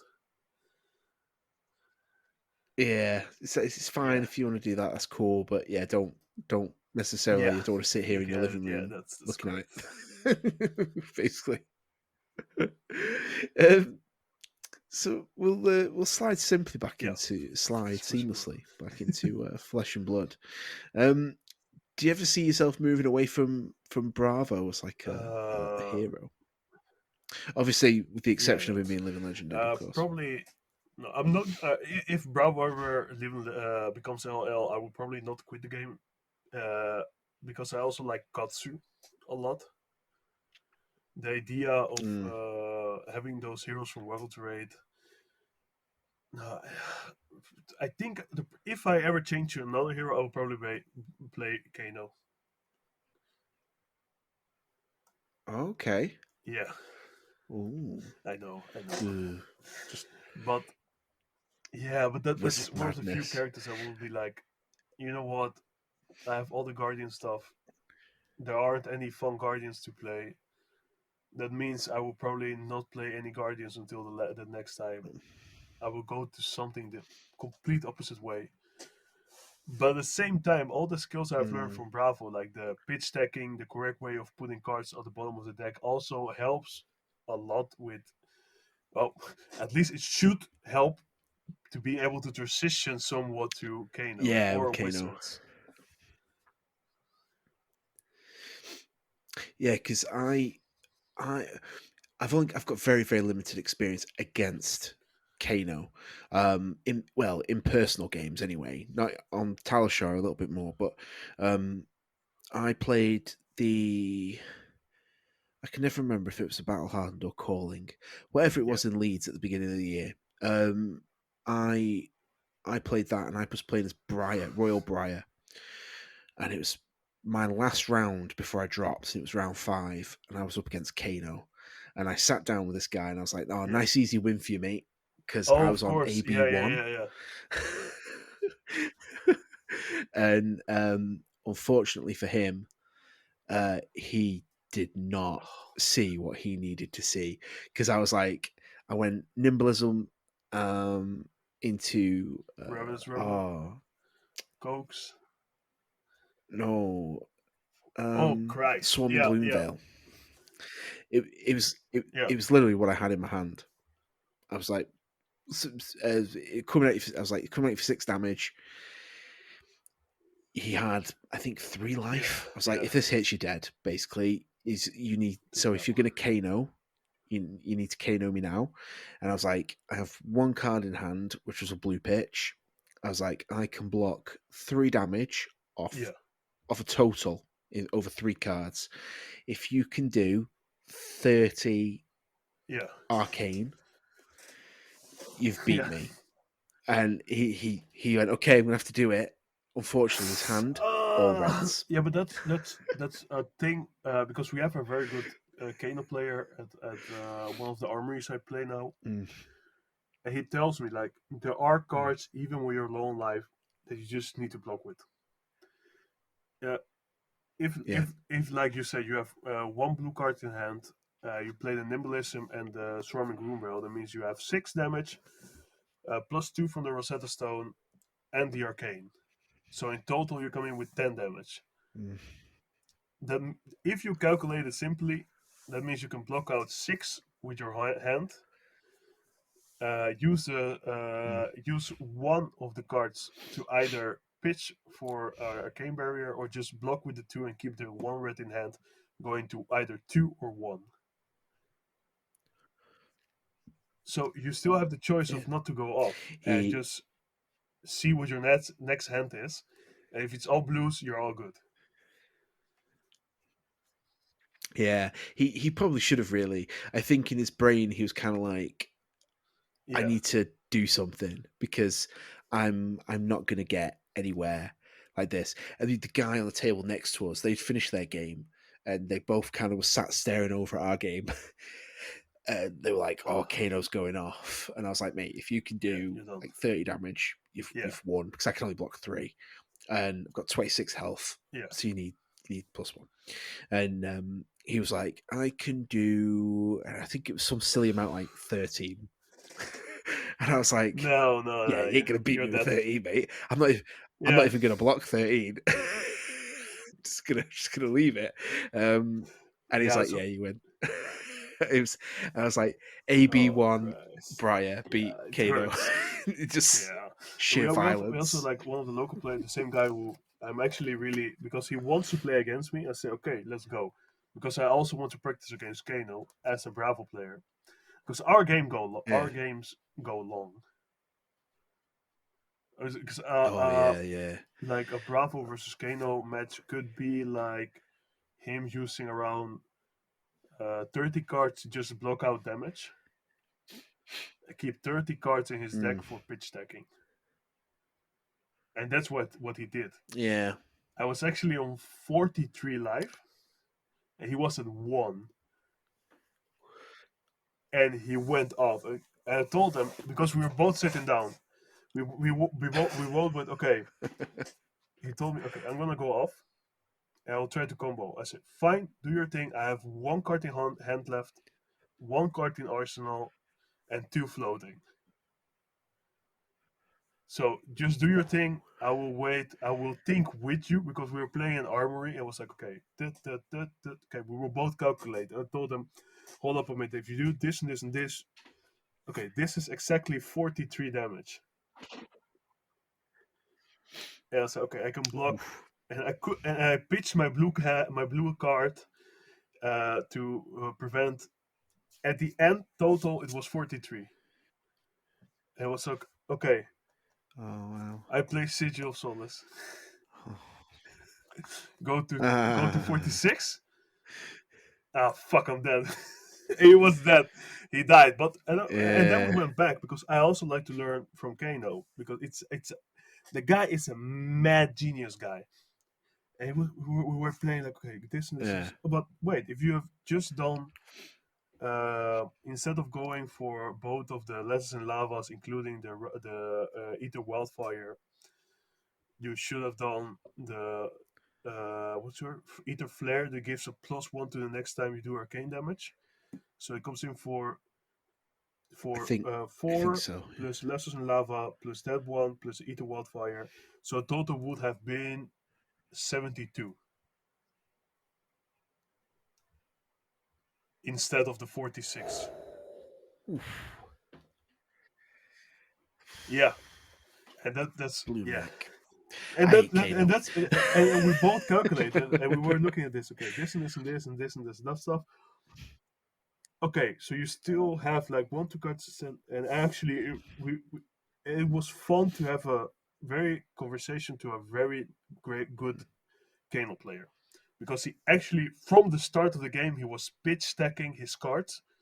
So when he used all the rest of the flutter to block out the 40 something, the 30 something damage, so he could go to one and start Mm. throwing the combos.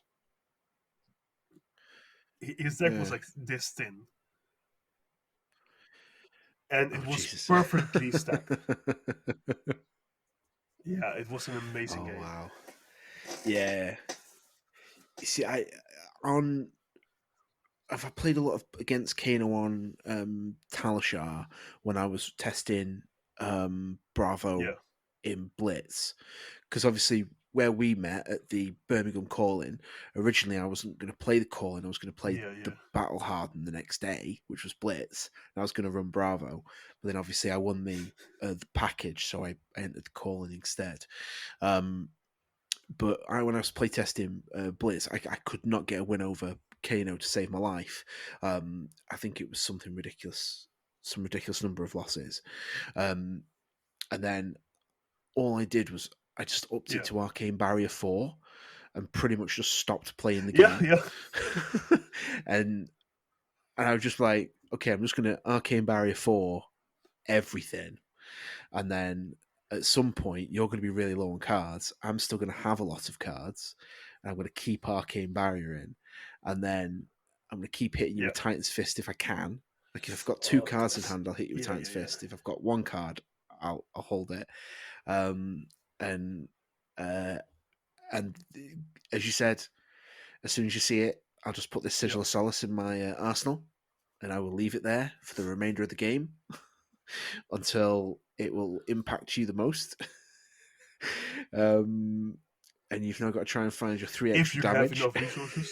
So yeah, so yeah, like once I made those changes and I went to AB4 and um, I started doing like Andrew Donnelly from the Gogan Gaming Discord. He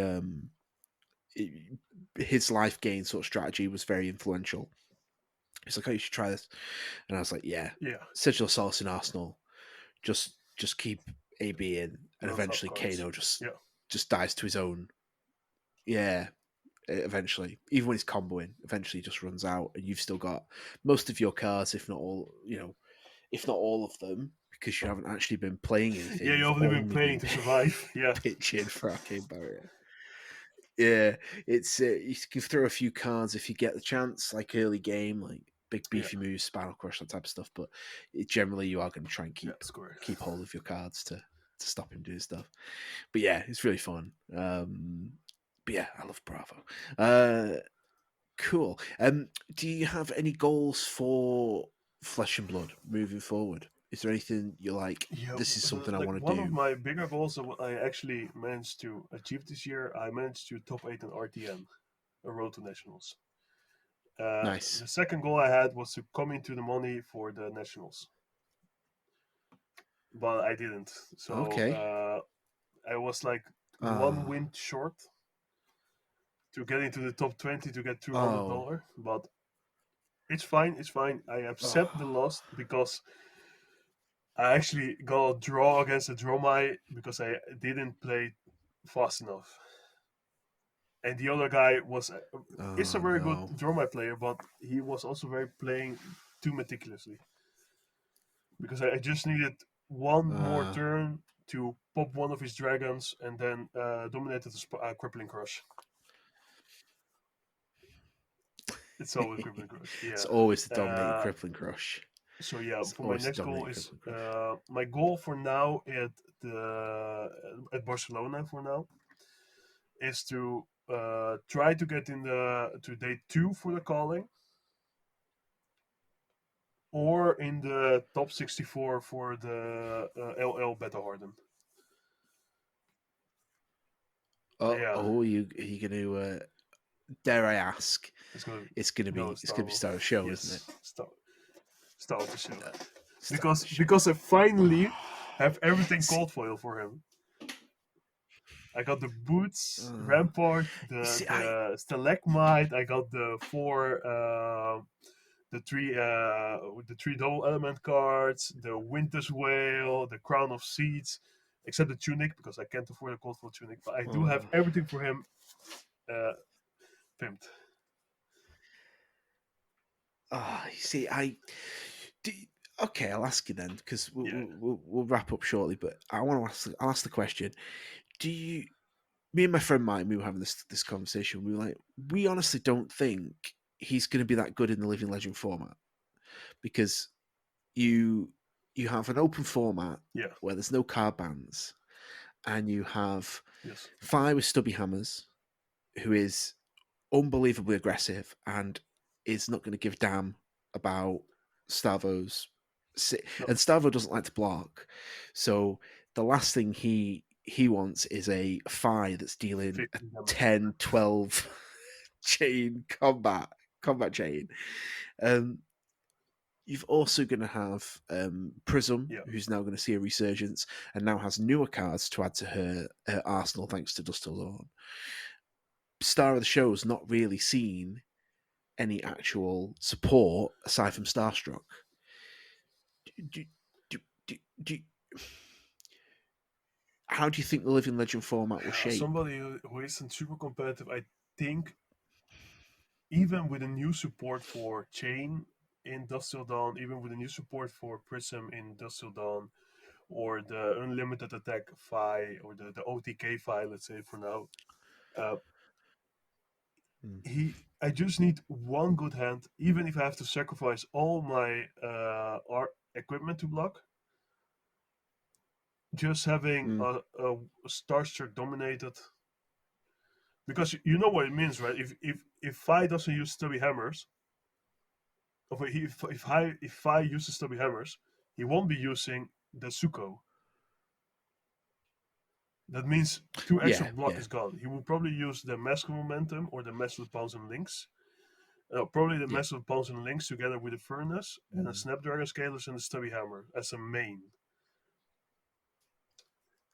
Yeah, because Yeah, if he hits, he gets to go get another attack, so which is that right rather yeah, than that the also draw, the means random that he draw. probably won't play any D-Reacts except for maybe reinforce the army of reinforce the line. So Yes, yes, yeah, so he's pump going up to the become a glass defense. cannon like he used to be. So Mm. if I either get turn 0 or turn 3 a dominated crippling crush or starstruck through him, he's pretty much just stuck Mm. with his hand. Yeah, I suppose you've got Yeah, Awakening will be awakening. unbanned as well, won't So it? either So Awakening's awakening ready. And, or hypothermia will mess with him. yeah, And yeah, because you yeah, won't want to get too far ahead because Awakening yeah, will then just basically yeah. mean my next attack It's is just going to gonna be be whatever I want it to be. a free starstruck, a free crippling crush, a free spinal crush, or even a free pulverize to kill him. And don't forget also Yeah. Winter's Whale and Stalagmite. Yes.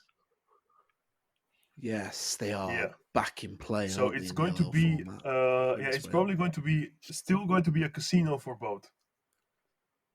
So even if Starvo will Mm. be eating crayons, uh,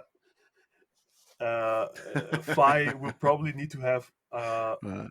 either one blue and 3-0 costs go again to be able to actually push a lot of damage through. Yeah, because then he obviously use the sword and that's if he's He even will be using the using sword. I sword suppose because he of the will be using the draconic sword, won't chain he, link over the for the Kadachis? Phoenix. Yeah, for the chins. So I still see it probably Mm. going to be a high I'm roll. interested. Like the rounds will probably go on for like 10 minutes at max.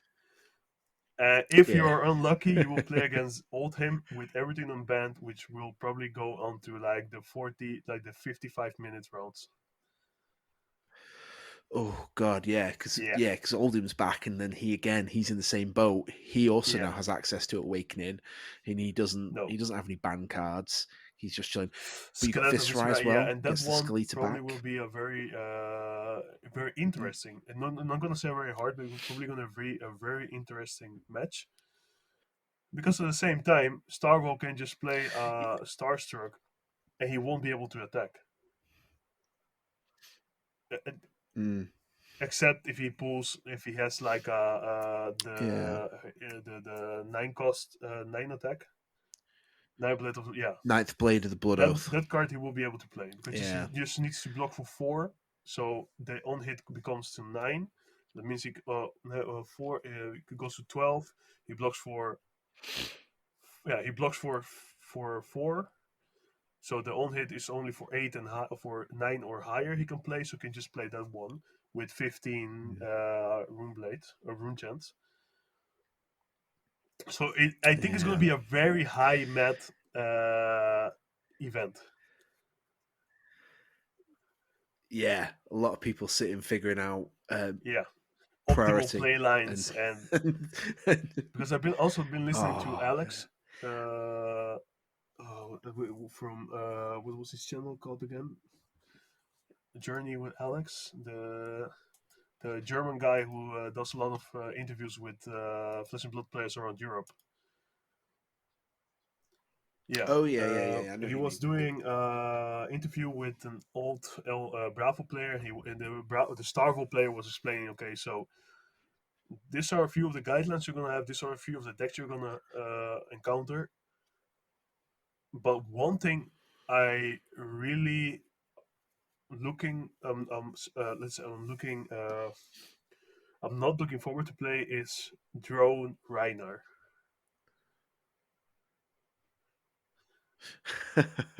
because I think Yeah, that deck is going to be because even more fatiguey than Oldhim.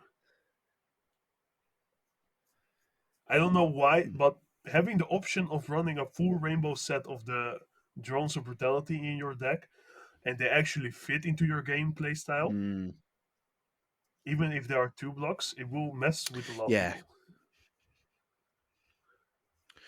yeah, because it's whenever.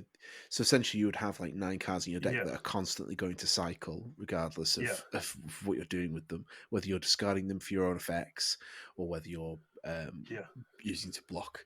They're just going to go straight back under the deck, which is scary in itself. Riptide's the same. Riptide, I think, is yeah. Riptide can probably use them also. Yeah, yeah, probably Riptide, or maybe even yeah. Drone Katsu was also for a short time was a thing. Fatigue Katsu, yeah. If Oh, from what I really? remember from a few players who had been playing since Alpha, either Fatigue Katsu used to be a thing. Huh. Yeah, Fatigue. I know Turtle yeah, Katsu. yeah, I suppose that's the same thing, isn't it? Yeah, it's the same thing. Just yeah. flick Because flacks and you combo can block stuff. with either one or two of the drones, play reinforce the line, and block for 8. Mm. Yeah, you, It's good, that, isn't it? yeah, And then that card goes and you back can on the just bottom, pitch and deck to you're use it you're for living the your next dream, aren't you? attack. Oof, Yeah, I like yes. that. Oh man, I'm actually quite interested to see what the LL format will bring Me up. too. I Actually, I have a must feeling admit, that I'm Prism I'm probably very will be the intrigued. winner, but Mm, yeah, it'd be so funny if it ends up like yeah, Stavo just top doesn't 8. see Yeah, like the light of day. That would be really funny. Because I've seen a few people who are like, oh, I've dusted off the cards. I'm going to build Star of the Show, and that's going to be my LL deck. And I'm just like, I wouldn't count on him doing all that well because a lot of cards have come out since he's been gone. Dromai wasn't around yeah, when Star of the Show was in thing. Fi wasn't. You've got the new heroes from Dust Till Vincent. Dawn, Yeah, like Vincent and the new Prism. They've got all the new mechanologists. Starvo's yeah. got a No, lot of and that's competition what now. I'm looking forward Is for. he? But I think he probably will be the first or second most used deck, together with Chain and Fi and Prism. And then we will see a lot of Mm, strange builds from people who are just want to mess with people. Like I say, there will probably be somebody with a yeah. drone fatigue deck, and it's not going to be an all-time deck. No, no. I think Holding feels like if you're going to play as Oldhim, you might as well just play a Star of the Show, aren't you? Because he gets access to Lightning, yeah. a little bit more. But at the Yeah, same time, yeah. It's Oldhim access to the also lightning. has access back to hypothermia and other Mm, cards. So if he can play it early enough, he can play hypothermia, mess with Star of the Show, or even mess with Prism, because all her attacks can mm, go again. So yeah, it only leaves the aura build. yeah. She's still, Which is God, still, that's disgusting. God, yes, I'm still having nightmares. yeah. I did a I did it was only on one title show game. I did Iris Dromai, and that was That was terrifying. Like even I was like, Yeah, that felt horrible to play. Like it won, and it won yeah, yeah, pretty reasonably. I was like, yeah. that felt We horrible to actually play. have one of the somebody who actually think he made into the top 30 of the Dutch nationals was a guy playing Iris Dromai. And you know Oof, what the funny thing was? Is I actually nice. know how to play against Iris Dromai because I played it like 20 times on Talishar against. So I know how to prepare. I knew how to kind of beat it, of how to play it. And it was funny that one of the guys I know didn't know how to play with it. And he was playing the turtle Briar, and he actually Oh, okay. yeah, and he Yeah, the lost. fatigue barrier. Oh, hmm. Fatigue barrier. I've always wanted to try that, but by the time I got round to even looking at it, Yeah, but also she the was thing is banned. that like I said, like we have a very high competitive uh, scene in one of the armories I play it. And those guys were saying the only reason why she's playable now Okay. is because old him is LL. Yeah. Because he can optimize the Yeah. damage I miss prevention, Oldham. and she kind of can optimize the damage prevention.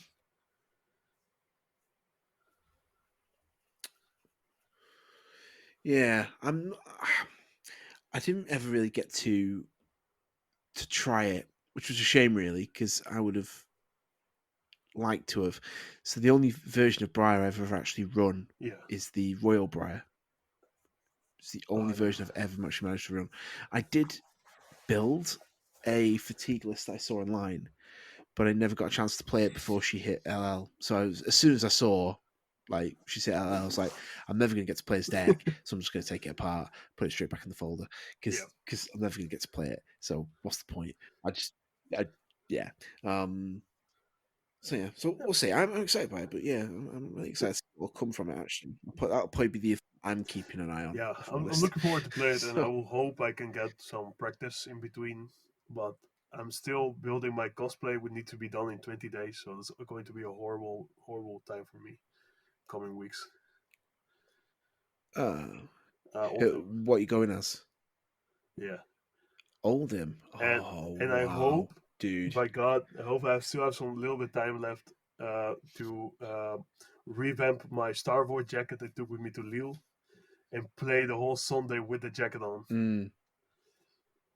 and just like casino the whole time, Yeah, like yeah, yeah. Just play it and then just have be dressed as it. That would be super awesome. That hopefully they'll.